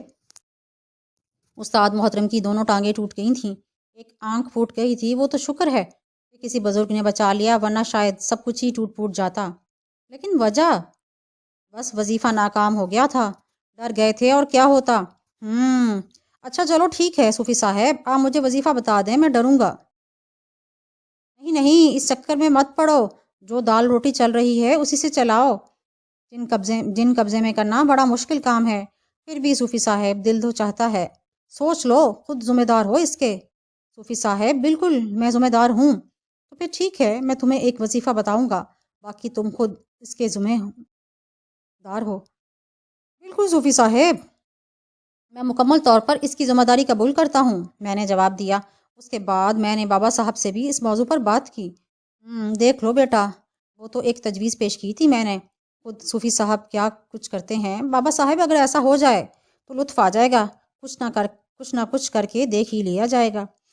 ٹھیک ہے، جیسے تمہاری مرضی، تم جس طرح سے مناسب سمجھو ویسے ہی کرو، مجھے بھلا کیا اعتراض ہو سکتا ہے۔ میں نے تو دل میں سوچ ہی رکھا تھا کہ میری زندگی میں جس انداز میں گزرے گی، کیا کر سکتا ہوں زیادہ سے زیادہ، کسی دفتر کی لڑکی کے قابل نہیں ہوں، محنت مزدوری کر کے ہی زندگی گزارنی پڑے گی۔ اس سے بہتر ہے ایک دفعہ داؤ لگا لیا جائے، ریل یا پھر جیل۔ اگر کوئی جن قابو میں آ گیا تو کر لی جائے بات، ورنہ پھر جو ہوگا دیکھا جائے گا۔ یہ سوچ کر میں اپنے طور پر تیار ہو گیا۔ صوفی صاحب نے تمام تر باتیں سمجھانے کے بعد مجھے وظیفہ پڑھنے کی ترکیب بتائی۔ چلا مجھے کسی ایسے ویران علاقے میں جا کر کرنا تھا جہاں انسانوں کا گزر نہ ہو۔ صوفی صاحب نے کہا، دیکھو ایسا کرو، 4 دن تک تجربہ کر لو، جا کر بیٹھو کسی ویران جگہ پر۔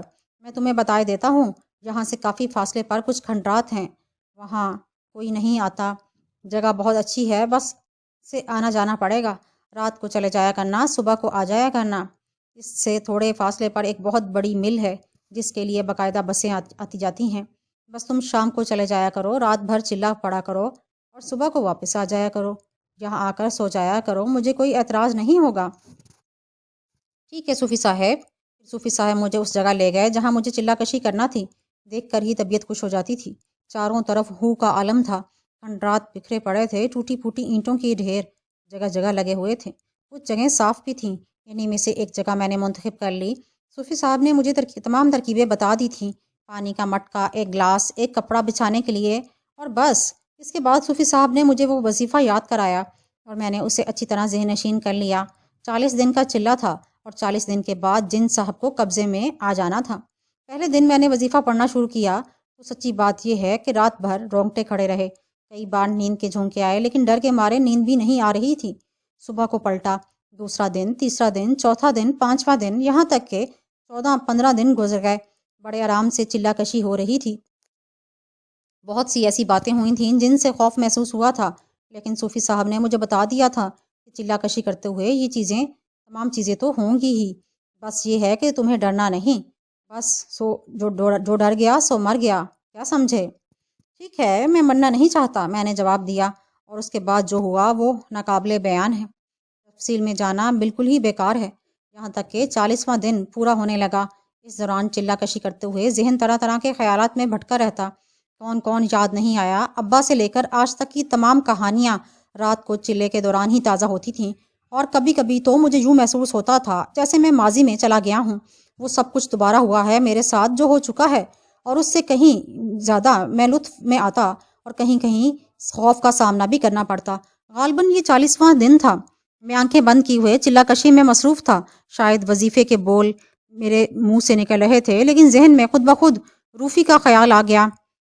روفی دلکش لبوں کی نرماہٹیں، کتنی ہی بار اس کا بدن میرے بدن سے مس ہوا، اور اس وجود کی نرماہٹیں، ایسا محسوس ہوتا تھا جیسے سینے کی پسلیاں توڑ کر اندر داخل ہو جائیں گی۔ کئی بار میرے ہاتھ اس کی طرف بڑھے، لیکن پھر ہمت نہیں پڑی تھی۔ اس وقت بھی چشم تصور میں روفی میرے بالکل قریب تھی، بڑی بے باک، بڑی معصوم سی لڑکی، جو اگر روح نہ ہوتی تو شاید میری زندگی کا سب سے بڑا حصہ ہوتی۔ میرے ہاتھ بے اختیار اس کی کمر کے گرد لپٹ گئے اور میرے ہونٹ اس کے ہونٹوں سے چپکنے ہی والے تھے کہ ایک زوردار گھونسا میرے جبڑے پر پڑا، اور اس زور سے پڑا کہ میں کلا بازی کھا گیا۔ سارے ہوش و حواس رخصت ہو گئے۔ اس نے آنکھیں پھاڑ پھاڑ کر چاروں طرف دیکھا۔ ایک لمحے کے لیے روفی کے تصور، قرب و جوار کا ماحول نگاہوں سے اوجھل ہو گیا۔ میں نے دہشت بھرے انداز سے اپنے ارد گرد ویرانے اور سناٹے دیکھے۔ تب مجھے یاد آیا کہ میں تو چلہ کشی کر رہا تھا۔ چلہ کشی کے دوران یہ فاسد خیالات نہ جانے کہاں سے میرے دل میں آ گئے۔ لیکن یہ گھونسا میرے سامنے ایک شریف آدمی کھڑا ہوا تھا۔ اس کے چہرے پر بڑے برے تاثرات تھے۔ وہ غسیلی نگاہوں سے مجھے گھور رہا تھا۔ بالکل ہی کھوپڑی آؤٹ ہو گئی ہے کیا؟ اس نے غسیلے لہجے میں کہا۔ کیا ہو گیا بھائی صاحب؟ کیا بات ہو گئی؟ کوئی غلطی ہو گئی کیا مجھ سے؟ کھسک گئے ہو؟ پاگل ہو گئے ہو؟ وہ پھر اسی انداز میں بولا۔ میں بالکل نہیں سمجھا۔ آپ یقین کیجئے میں کچھ بھی نہیں سمجھا۔ انتہائی بغیرت آدمی معلوم ہوتے ہو۔ ابے میں کہتا ہوں کہ تم نے ایسی ہمت کیسے کی؟ میری کمر میں ہاتھ ڈال کر میرے ہونٹوں کو چومنے کی کوشش کر رہے تھے۔ جن ہوں، کوئی آوارہ آدمی نہیں ہوں۔ پھر تمہاری یہ حرکت، اور وہ بھی مرد کے ساتھ، دل جو چاہتا ہے کہ تمہاری ہڈی پسری توڑ دوں۔ لیکن 40 دن وظیفہ کرتے رہے ہو، آخر یہ وظیفہ تمہیں سکھایا کس نے؟ ذرا مجھے نام تو بتاؤ اس کا۔ تمہیں تو مارنا بیکار ہے، ذرا اس کی مرمت کروں گا میں اچھی طرح سے۔ سارا موڈ خراب کر دیا میرا۔ جن؟ آپ جن ہیں بھائی صاحب؟ اب کچھ بھی نہیں ہوں، سمجھے؟ دفع ہو جاؤ یہاں سے، ورنہ مار مار کر ہڈی پسلی توڑ دوں گا۔ سارا کھیل تم نے اپنے ہاتھوں سے ختم کر دیا۔ جو لوگ صاحب کردار ہوتے ہیں، ہم ان کا ساتھ دیتے ہیں۔ دفع ہو جاؤ یہاں سے، ورنہ ماروں گا اور ایک ایسا حال کروں گا کہ تم سوچ بھی نہیں سکتے۔ بس اس کے بعد جو میں بھاگا تو آپ کو بتا نہیں سکتا کہ کتنی رفتار سے بھاگا۔ کم سے کم ساری زندگی ہی باغ دوڑ میں گزری تھی۔ جن قبضے میں آ گیا تھا، لیکن بدقسمتی سے میں اس وقت ایک حسینہ کی قربت کے خواب دیکھ رہا تھا، جو بس بازوؤں میں داخل ہو کر میرے سینے تک پہنچنے والی تھی۔ اب مجھے کیا معلوم تھا کہ میرے یہ ہاتھ جن کے سینے میں کی طرف بڑھ رہے ہیں، لیکن صوفی صاحب نے یہ نہیں بتایا کہ جن قبضے میں آنے کے بعد مرمت کر سکتا ہے۔ جبڑے کا جو حال ہوا تھا اللہ جانتا ہے، اور میں جانتا ہوں۔ لگ رہا تھا کہ ایک سائٹ کا بازار ہی بند ہو گیا ہو۔ اگر خوف زدہ نہ ہوتا اور میرے سامنے ایک خوفناک جن نہ ہوتا تو شاید لیٹ کر 3-4 گھنٹے کراہتا رہتا، اسی سے کچھ سکون مل سکتا تھا۔ لیکن اب کیا ہو سکتا تھا؟ تمام کیا دھڑا خاک میں مل گیا، اور وہ جن تو صوفی صاحب کی تلاش میں ہے، صوفی صاحب کی مرمت کر کے ہی دم لیں گے۔ اس نے تو دنیا صوفی صاحب سے پوچھے گی کہ ہوا کیا، اور اس کے بعد صوفی صاحب جو کچھ دنیا کو بتائیں گے وہ میرے حق میں کیسے ہوگا؟ کیا میں کسی کو منہ دکھانے کے قابل رہوں گا؟ بے شمار احساسات میرے دل میں تھے۔ دوڑتے دوڑتے تھک گیا تو ادھر ادھر دیکھنے لگا کہ بیٹھنے کے لیے کوئی چیز مل جائے۔ ادھر ادھر دیکھنے سے صورتحال کا اندازہ ہوا۔ رات کا وقت تھا اور ماحول بے حد بھیانک۔ جدھر منہ اٹھا تھا ادھر منہ اٹھائے دوڑا پڑتا۔ چنانچہ سمت کا بھی کوئی تصور نہیں تھا۔ میرے قرب و جوار میں لک و دک صحرا پھیلا ہوا تھا۔ کہیں کہیں جھاڑیاں اور درخت نظر آ رہے تھے۔ چاند آہستہ آہستہ ابھر رہا تھا، اور کم از کم اس بات کی امید تھی کہ تیز روشنی ہو جائے گی۔ یہ بد نصیبی اب تک میرا پیچھا کرتی رہے گی۔ مختلف راز بہت سی باتیں سوچی تھیں۔ کیا میں واقعی اتنا برا انسان ہوں؟ اگر بستی علی جا میں کوئی ٹھور ٹھکانہ مل جاتا تو شاید زندگی آرام سے گزر رہی ہوتی۔ 2 وقت روٹی اور 2 کپڑے مل جاتے۔ اگر بستی والوں کو مجھ پر رحم آ جاتا، یا کسی نیک وقت کا ہاتھ میرے ہاتھ میں آ جاتا۔ لیکن کیا کیا جائے؟ تقدیر نے کبھی اس سلسلے میں میرا ساتھ نہیں دیا تھا۔ اب کیا کروں؟ کیا کرنا چاہیے؟ دل میں یہ فیصلہ کر لیا تھا کہ لعنت بھیجتا ہوں ان جنتر منتر پر۔ خام خواہ یہ جن بھوت کو قبضے میں کرنے سے یہ سارا چلہ کشی حماقت کی باتیں۔ کہیں جا کر محنت مزدوری کی جائے، ایک چھوٹی سی کٹیا بنائی جائے، اس کو دیکھا جائے۔ ویسے یہ بات اچھی طرح جانتا تھا کہ اگر بابا صاحب اور رافیہ باجی کے ساتھ اور واقعی کوئی ڈھنگ کا کام کر لیتا تو وہ لوگ میرا گھر بھی بسا دیتے۔ ایک حسین خوبصورت پیکر کا حصول، یوں سمجھیے کہ زندگی کی سب سے بڑی خواہش تھی، اور آرزو دیوانہ کیے رکھتی ہے۔ ورنہ اصولی طور پر میں کام کا آدمی تھا، اور اتنا بے مراد اور بیکار بھی نہیں تھا کہ اس طرح خوار رہوں۔ مجھے خود اپنی حالت زار پر افسوس ہونے لگا۔ بالکل، شاید آنکھوں میں آنسو بھی آ گئے۔ کیا کروں کیا نہ کروں؟ درخت کے نیچے بیٹھ کر غور کرنے لگا۔ ویسے جو ویرانہ میرے گرد بکھرا ہوا تھا، اس سے اس بات کا بھی خوف تھا کہ کہیں کوئی درندہ نہ نکل آئے۔ جن نے وہ ریڑھ لگائی کہ خدا کسی کے ساتھ ایسا نہ کرے۔ اب تو واپس بابا صاحب اور رافیہ باجی کے بھی نہیں کہا جا سکتا تھا۔ صوفی صاحب کا معاملہ ایسا ہی ٹیڑھا تھا۔ پوچھیں گے تو صحیح کہ ہوا کیا تھا؟ کیا جواب دوں گا؟ وہ جو کر چکا تھا، مگر کیا کرتا؟ بس دماغ میں ایک دلکش اور وجود بسا ہوا تھا۔ اب ادھر دیکھیے، وہ محترمہ اگر روح تھیں تو زندگی ختم کر کے مجھے اپنانا چاہتی تھیں، خنجر پیٹ میں گھوم کر ٹکڑے کرنا چاہتی تھیں میرے۔ ارے رے باپ رے باپ! میں نے پیٹ پر ہاتھ پھیرا اور اچانک مجھے احساس ہوا کہ میں بھوکا ہوں۔ چکا کشی مسلسل جاری تھی اور اس طرح چلہ کشی مسلسل جاری تھی اور اس دوران کھانے پینے کا مسئلہ ایسا ہی رہتا تھا، یا پھر اتنا، جس کی وجہ سے پیٹ خالی ہو گیا اور بھوک لگنے لگی۔ میں نے ہونٹوں پر زبان پھیرتے ہوئے چاروں طرف دیکھا۔ آبادی نہ جانے کتنی دور ہے، رات کو سفر بھی کروں تو نہ جانے کب کہاں پہنچوں گا، اور پھر جگہ بھی بڑی بھیانک۔ ابھی میں انہی سوچوں میں گم تھا کہ ایک مدھم سی سرسراہٹ سنائی دی اور میں گردن گھما کر دیکھا۔ مجھ سے کوئی 25 گز کے فاصلے پر کوئی چیز چمک رہی تھی، کوئی جھاڑی تھی جس کے پاس کوئی چیز پڑی تھی، لیکن جب میں نے غور سے دیکھا تو مجھے لگا کہ وہ جھاڑی نہیں، جھاڑیاں ایسی نہیں ہوتیں۔ اس آسمان پر چاند نکل آیا اور ماحول اس طرح روشن ہو گیا جس طرح کسی نے بہت حسین مشعل جلا دی ہو، اور اس مشعل کی روشنی نے جو کچھ میری نگاہوں کے سامنے کیا، اسے دیکھ کر میری آنکھیں پھٹی کی پھٹی رہ گئیں۔ وہ ایک حسین اور نوجوان لڑکی تھی، جسم پر بہت ہی حسین لباس پہنے، گھٹنوں میں سر دیے بیٹھی تھی۔ میرے دیوتا کوچ کر گئے، یا پھر کوئی شامت آئی تھی، کوئی مصیبت؟ میں نے دہشت زدہ نگاہوں سے غور سے اسے دیکھا۔ نہ نگاہوں کا دھوکہ تھا، نہ کوئی تصور، 100% ایک نوجوان لڑکی ہی تھی۔ لیکن اس بیابان جنگل میں ایک لمحے کے لیے دل چاہا کہ ایک لمبی دوڑ لگاؤں اور بدن کی پوری قوت سے دوڑ کر یہاں سے اتنے فاصلے پر نکل جاؤں کہ پھر کوئی نہ آئے۔ لیکن یہ کام تو مجھے اس وقت کرنا چاہیے جب لڑکی کی جگہ کوئی نوجوان ہوتا۔ ایک مظلوم نوجوان دوشیزہ نہ جانے کس مشکل کا شکار ہے۔ ایسے وقت میں اگر کسی حسین نوجوان نے اس کی مدد نہ کی تو لعنت ہے اس کے حسن و جوانی پر۔ اپنے آپ کو پوری طرح سمجھایا بجھایا، اپنی جگہ سے اٹھا اور آہستہ قدموں سے اس لڑکی کی جانب بڑھ گیا۔ تھوڑا سا فاصلہ طے کیا تھا کہ مجھے اس کی سسکیاں سنائی دیں اور میرے دل میں محبت اور ہمدردی کا ایک طوفان امڑ آیا۔ میں نے تیز قدم بڑھا کر اس کے قریب پہنچنے میں کسی کمی سے کام نہیں لیا تھا۔ لڑکی واقعی بہت ہی دلکش جسم کی مالک تھی۔ اس نے ایک چمک دمک والا لباس پہنا ہوا تھا، لیکن اس لباس سے ہی اس کے بدن کی حشر سامانیاں جھلک رہی تھیں۔ وہ رو رہی تھی۔ اس کے قریب ہی ایک پوٹلی رکھی تھی جس میں کچھ کپڑے وغیرہ معلوم ہوتے تھے۔ پوٹلی کا انداز کچھ ایسا ہی بتاتا تھا۔ میں نے اپنے لہجے کو سنبھالا، بڑے نرم اور میٹھے اور مدھم لہجے میں بولا، کیا بات ہے بی بی؟ کیا تمہیں اس بات کا اندازہ ہے کہ تم جیسی حسین دوشیزہ اگر کسی کو اس طرح روتی ہوئی ملے تو اس کی اپنی کیفیت کیا ہوگی؟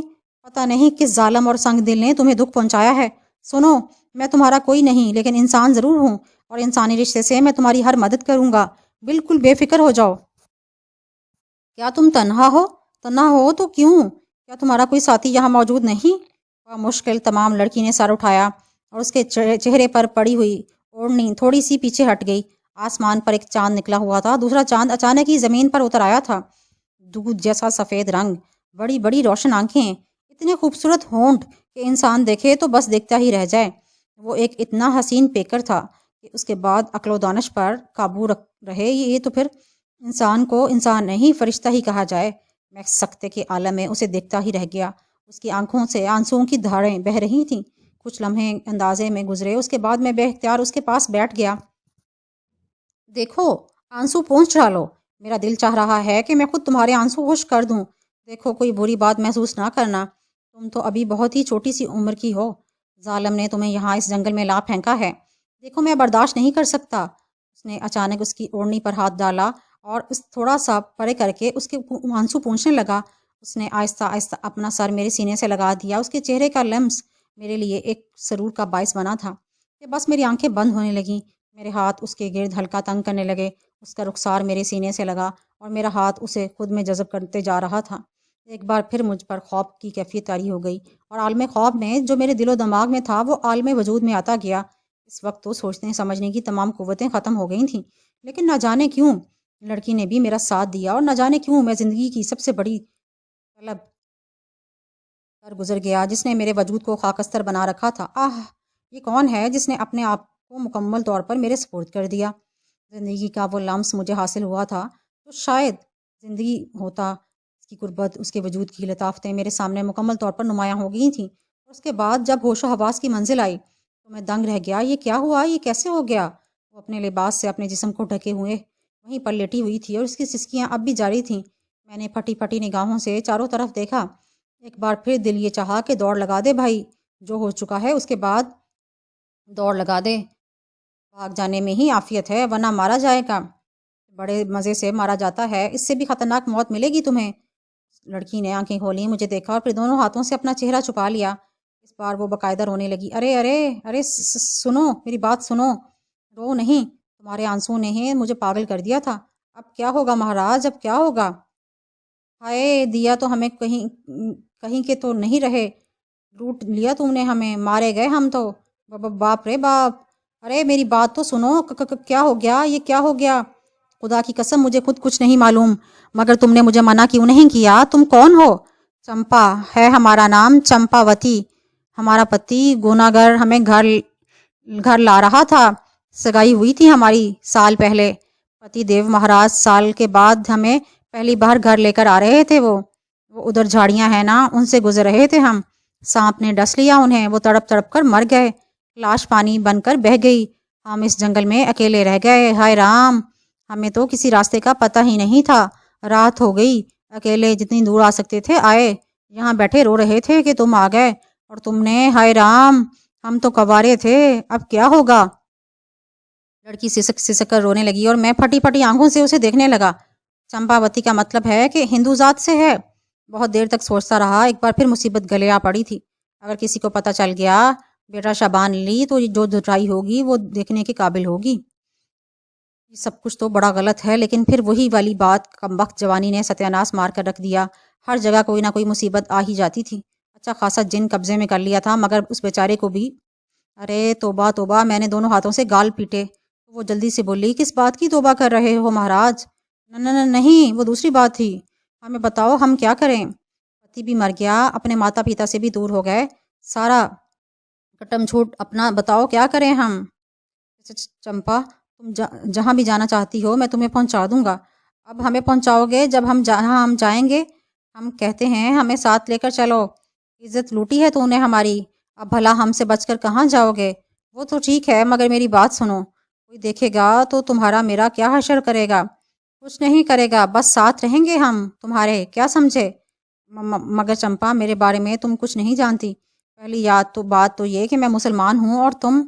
अरे छोड़ो, क्या मुसलमान क्या हिंदू, जो कुछ तुमने किया है हमारे साथ, उसके बाद ये सब कहते फिरोगे? हिंदू और मुसलमान, उस समय ख्याल नहीं आया था तुम्हें जब हमारे शरीर से खेल रहे थे? आह क्या करूं, जूता है तुम्हारे पाँव में तो उतार कर मेरे सर पर मार दो। मैंने उसके पैरों की तरफ इशारा किया और फिर एक लम्हे के अंदर अंदर आंखें दोबारा उसके पैरों पर जम गईं। मुझे अपनी आंखों पर यकीन नहीं आ रहा था। मेरा दिल उछल कर हलक में आ गया था। जिंदगी में वैसे तो बहुत सी कहानियां सुनी थी, लेकिन बस्ती अलीजा में मोअज़्ज़ज़ बुजुर्ग चुड़ैलों और पिछल पैरियों की दास्तानें सुनाते थे, अभी तक याद थी। पिछल पैरियों के बारे में मैंने यही सुना था कि उनकी एड़ियाँ आगे होती हैं और पंजे पीछे, और यहाँ भी इस वक्त कुछ ऐसा ही मंजर मेरी निगाहों के सामने था। ये खातून जो इस वक्त मुझसे अपने कमवारपन का रोना रो रही थी, इसके पंजे पीछे की सिमत थे और एड़ियाँ आगे थीं। चुड़ैल, मेरे जहन ने नारा लगाया। उसके बाद जो मैंने दौड़ लगाई तो ज़िंदगी का लुत्फ़ ही आ गया। इतनी बरक़ रफ्तारी से दौड़ा कि शायद खुद मुझे अपने आप पर यकीन ना आए। खुदा की लानत हो मुझ पर, खुदा की लानत। अरे क्या कमबख्ती नाजिल हो जाती है बार बार। कब तक दौड़ता रहूँगा आखिर? दौड़ना ही मेरी तकदीर में लिखा है क्या? दौड़ता रहा और फिर थक हार कर ठोकर खाकर गिर पड़ा। जगह का अंदाज़ा नहीं था। नीचे गिरने से अच्छी खासी चोटें लगी थीं और उस वक्त सुबह होने में थोड़ी सी देर थी। बहुत दूर मशरक से रोशनी फूट रही थी। अब मैं गिरकर संभल नहीं पाया था कि किसी ने मेरा सर उठाकर अपने जानों पर रख लिया। मैंने बदक आंखें फाड़ी तो वो मेरे ऊपर वही हसीन चेहरा छाया हुआ था। नहीं बाबूजी, नहीं। चंपावती अब तुम्हारे साथ भला कहाँ छोड़ेगी? हमारे जीवन मरण का साथ हो गया। एक बार उठने की कोशिश की, लेकिन बदन इस कदर दुखा था कि उसके बाद मुझे होशो हवास ना रहा और गहरी बेहोशी तारी हो गई। आखिरी एहसास बस ये था कि चंपावती मेरे बालों में उंगलियां फेर रही थी। फिर जब दोबारा होश आया तो माहौल बदला हुआ था और मैं किसी ऐसी जगह मौजूद था जहाँ सुर्ख ईंटों से बनी हुई थी गोल गोल दर नजर आ रहे थे। जमीन पर लेटा हुआ था, सर के नीचे भी ईंट रखी हुई थी। नीम तारीख माहौल था और कोई बात समझ में नहीं आ रही थी। अचानक ही दरवाज़ा खोला और तेज रोशनी अंदर आ गई। इस रोशनी में मैंने चंपावती को अंदर आते देखा। एक बार फिर मेरे हलक से दहशत भरी आवाज़ निकली। फिर चंपावती मेरे सामने पहुंचकर खड़ी हो गई। कमबख्त को सर से टांगों तक देखो, सारा वजूद झुंझुना कर रह जाए, बस पैरों को ना देखो। पैरों को देखो तो हालत ख़राब हो जाए। मैंने दिल ही दिल में सोचा कि चंपावती के साथ मेरे जो लम्हात गुजरे वो अपनी मिसाल आप हैं। ज़िंदगी में वो खुशी कभी हासिल नहीं हुई जो चंपावती के कुर्ब से हासिल हुई थी। ऐसी सूरत में क्या सिर्फ इसे इसलिए नज़रअंदाज कर दिया जाए कि वो कोई गैर इंसानी शख्सियत है। बहुत देर तक आंखें फाड़े मैं उसे देखता रहा और वो मेरी सूरत देखती रही। फिर उसने कहा, बात कुछ समझ में आ गई। चंपावती, तुम मुझे क्या नुकसान पहुंचा सकती हो? देखो, मैं सिर्फ एक बात बता दूं तुम्हें, तुमने मुझे अपने मन से स्वीकार किया है और ये सिर्फ तुम्हारी ही कोशिश थी कि तुम मेरे शरीर के राजदार बन गए हो। हमारा तो काम ही ये है कि इंसानों को भटकाएं, लेकिन अगर कभी हम मन से किसी को कबूल कर लेते हैं तो समझ लो कि उसके फ़ायदे ही फ़ायदे हैं। लेकिन चंपावती, मुझे तुमसे क्या फ़ायदे पहुंच सकते हैं? जीवन बना देंगे तुम्हारा, वो सब कुछ दे देंगे तुम्हें जो तुम जीवन भर कहीं से हासिल नहीं कर सकते। और उसके बदले मुझे क्या देना होगा तुम्हें? मैंने सवाल किया। प्रेम, सिर्फ अपना प्रेम, अपना प्यार। सच बताऊं कि इस संसार में सब एक दूसरे के लिए कुछ ना कुछ करते हैं। तुम्हारा नाम क्या है? मैंने तुम्हें पहले ही बताया था कि मैं मुसलमान हूँ और मेरा नाम शाबान है। तो हम तुम्हें शाबी कह देंगे, क्या फ़र्क पड़ता है? मगर चंपावती, तुम इंसान तो नहीं हो। अब जो कुछ भी हैं पर तुम्हारे लिए नुकसानदेह साबित नहीं होंगे। हमारी बात मानोगे तो इस संसार में ऐश ही ऐश करोगे। वो कैसे? बस किसी को हमारे बारे में बताने की ज़रूरत नहीं होगा, हम तुम्हें बता देंगे और तुम्हारी आंखें बंद करके हमारा वो काम करना होगा।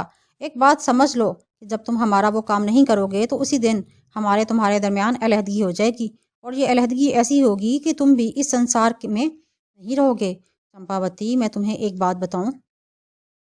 नहीं, अपने मन की कोई बात हमें बताने की ज़रूरत नहीं, हम खुद ही समझ लेंगे। ये कौन सी जगह है? ये एक पुरानी धर्मशाला है जो अब टूटी फूटी पड़ी है। हमने सुध बात दी थी, हम तुम्हें उठाकर यहाँ ले आए। तुम मुझे उठाकर यहाँ लाई हो? और क्या गधे पर लाद कर लाई हूँ तुम्हें यहाँ?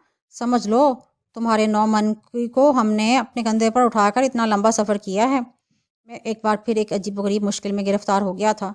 चंपावती के साथ गुजारे हुए लम्हात याद आते तो दिलो दिमाग में सरूर की कैफियत पैदा हो जाती और मुझे ख्याल आता कि वो इंसान नहीं चुड़ैल है। तो सारी हवा खिसक जाती। किसी चुड़ैल के साथ दोस्ती और कुर्बत बड़ी अजीबोगरीब थी। मैंने उससे कहा, अब तुम मुझे ये बताओ चंपा कि तुम चाहती क्या हो? मैं बस तुम्हारे साथ रहना चाहती हूँ। और क्या चाहेंगे? और तुम कर भी क्या सकते हो हमारे लिए? क्या तुम इसी तरह मेरे साथ रहोगी? नहीं, इसकी तो तुम चिंता ही ना करो। तो फिर दुनिया तुम्हें मेरे साथ देखेगी तो क्या कहेगी? मैंने कहा ना, दुनिया मुझे तुम्हारे साथ नहीं देख सकेगी। मगर कैसे चंपावती? मैंने सवाल किया। अचानक ही चंपावती का वजूद जैसे सुलग उठा। हल्की हल्की लर्जिश, हल्का हल्का धुआं पैदा पैदा होता जा रहा था और मैंने देखा जैसे वो फ़ज़ा में तहलील हो रही है। वो तहलील होती रही, अब उसके नकूश मिट गए थे और मैं फटी फटी आंखों से उसे देखता रहा। थोड़ी देर के बाद मुझे यूं एहसास हुआ जैसे कोई आउटलाइन रह गई है, एक ह्योला, एक नक्श जिसे गौर से देखा जाए तो एक शबी लगे। धुएं की लकीरों में चंपावती का वजूद चमक रहा था और उसकी असलियत कहीं गुम हो रही थी। मैंने दहशत भरे लहजे में पुकारा, चंपा! हाँ, हम हैं ना। तुम पूछ रहे थे ना कि संसार के सामने तुम्हारा हमारा साथ कैसा रहेगा, तो हमने तुम्हें बता दिया। तुम्हें हमारी तरफ से कोई चिंता नहीं करनी चाहिए। देख लो, जैसा हमारा तुम्हारा साथ रहेगा हमने तुम्हारे सामने कर दिया। ओह चंपावती, तो तुम इस हालत में मेरे साथ रहोगी? हाँ, जब मन होगा तो तुम्हारे साथ रहेंगे। कभी कभी ये लकीरें तुम्हें नज़र भी आएंगी, लेकिन जब किसी के साथ होगे और ये जानना चाहोगे कि हम तुम्हारे साथ हैं या नहीं, तो हम तुम्हें इस शक्ल में नज़र आएंगे।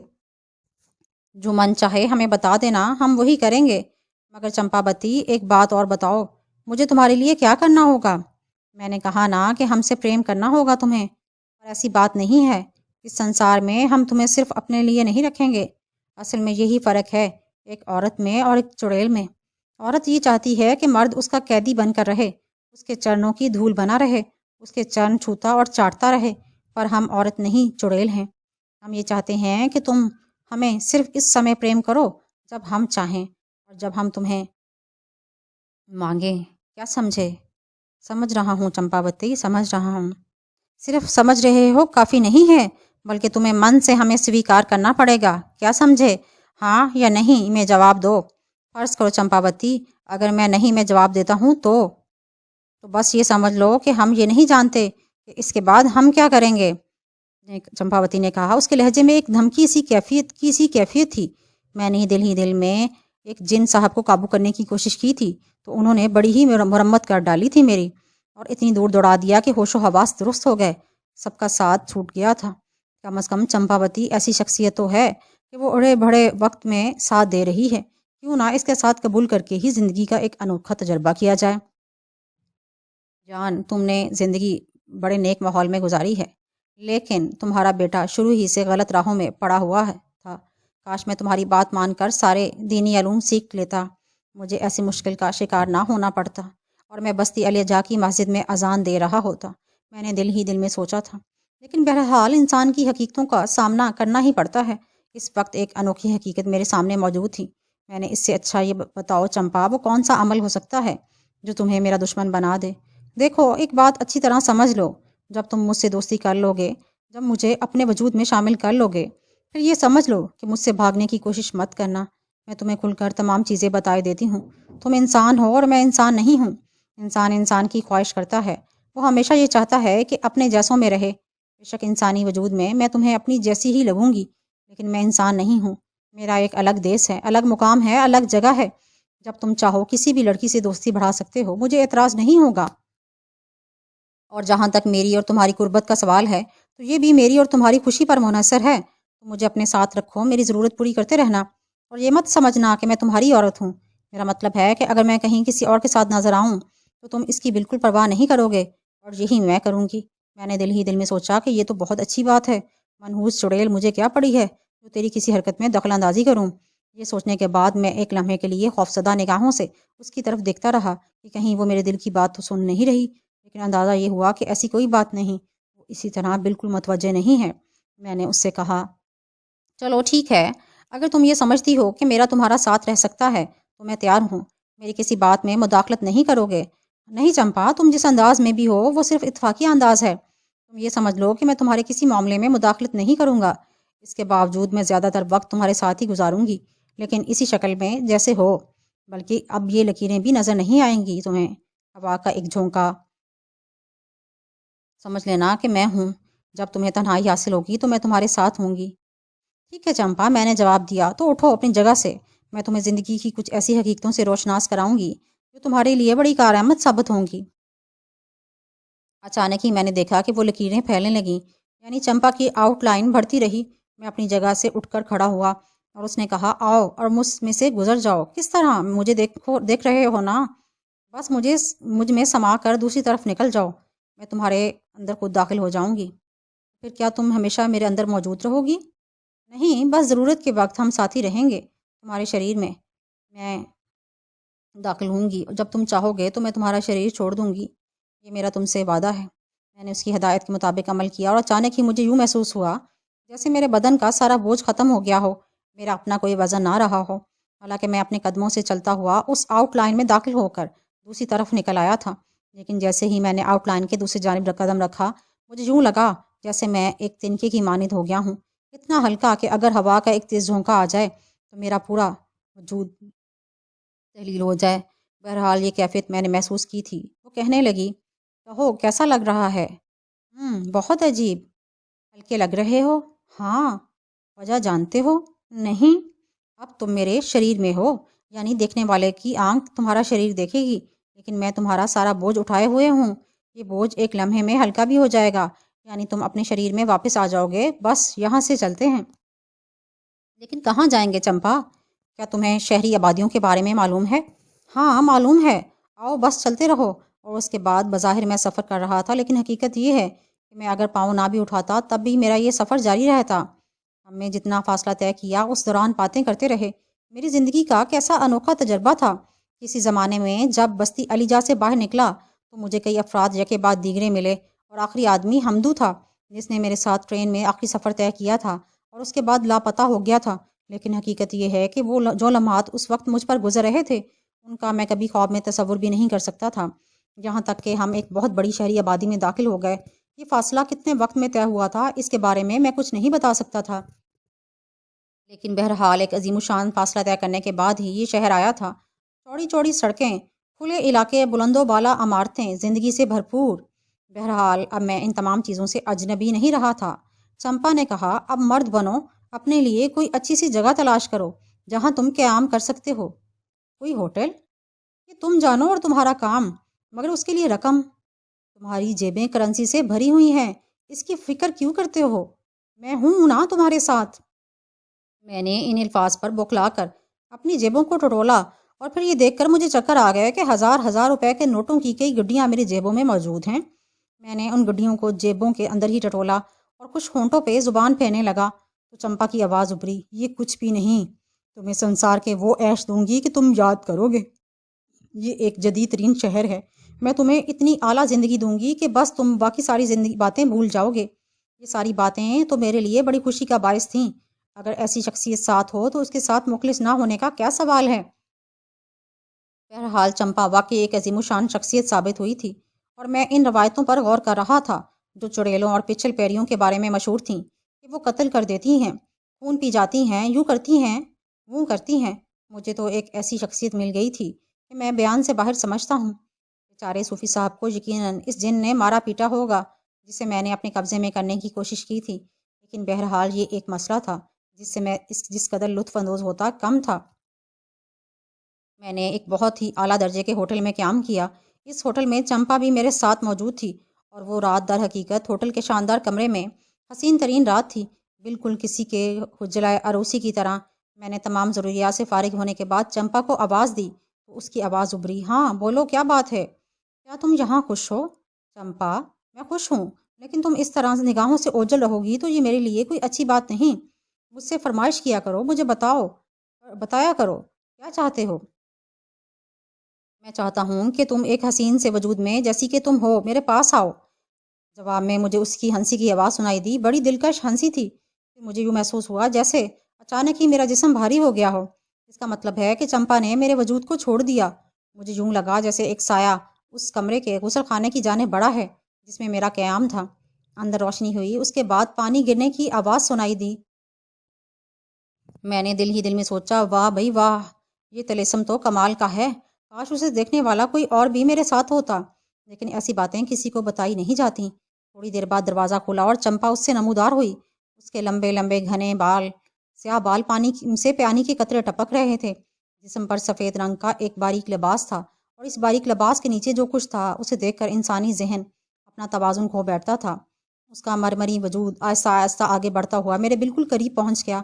میں جانتا تھا کہ اس کے پاؤں کس طرح کے ہوں گے، لیکن اس وقت اس کے پاؤں کو دیکھ کر میں اپنے اس حصے لطافت ختم نہیں کرنا چاہتا تھا، اور یہ طے کر چکا تھا کہ اس پوری قربت کے دوران اگر میں اپنے دل میں اس کے لیے محبت کا چراغ جلانا چاہتا ہوں تو مجھے اس کے پیروں کی طرف نہیں دیکھنا ہوگا۔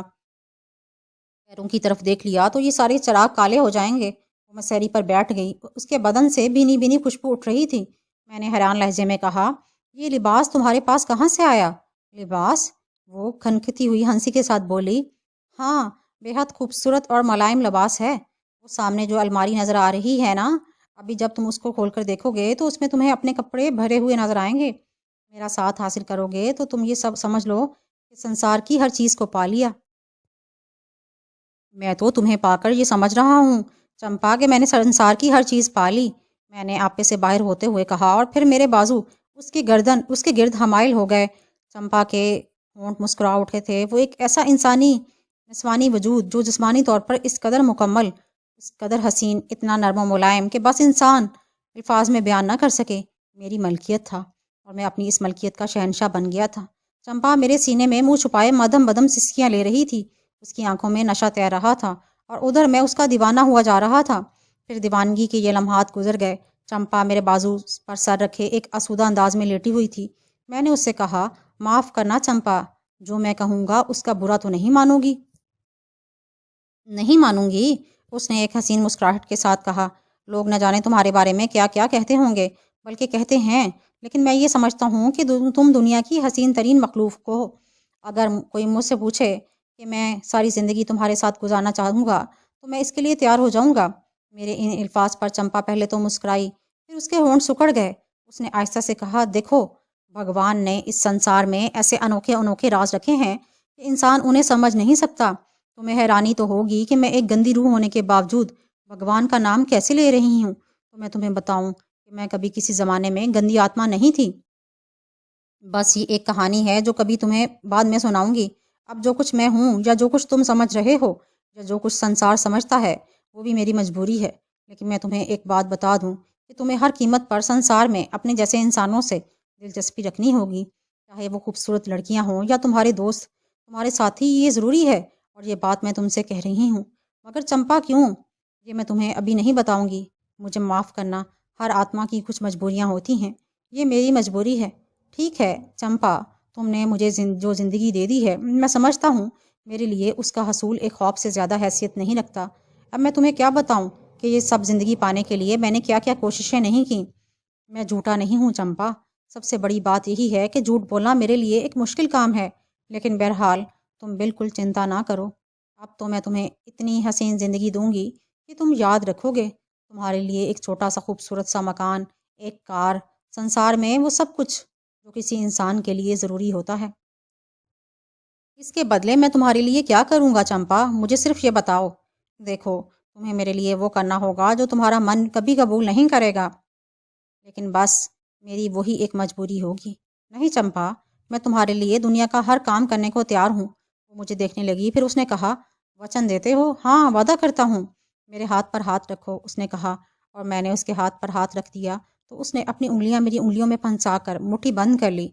बस ठीक है, वचन दे चुके हो, जो कहूँगी वो वही करोगे?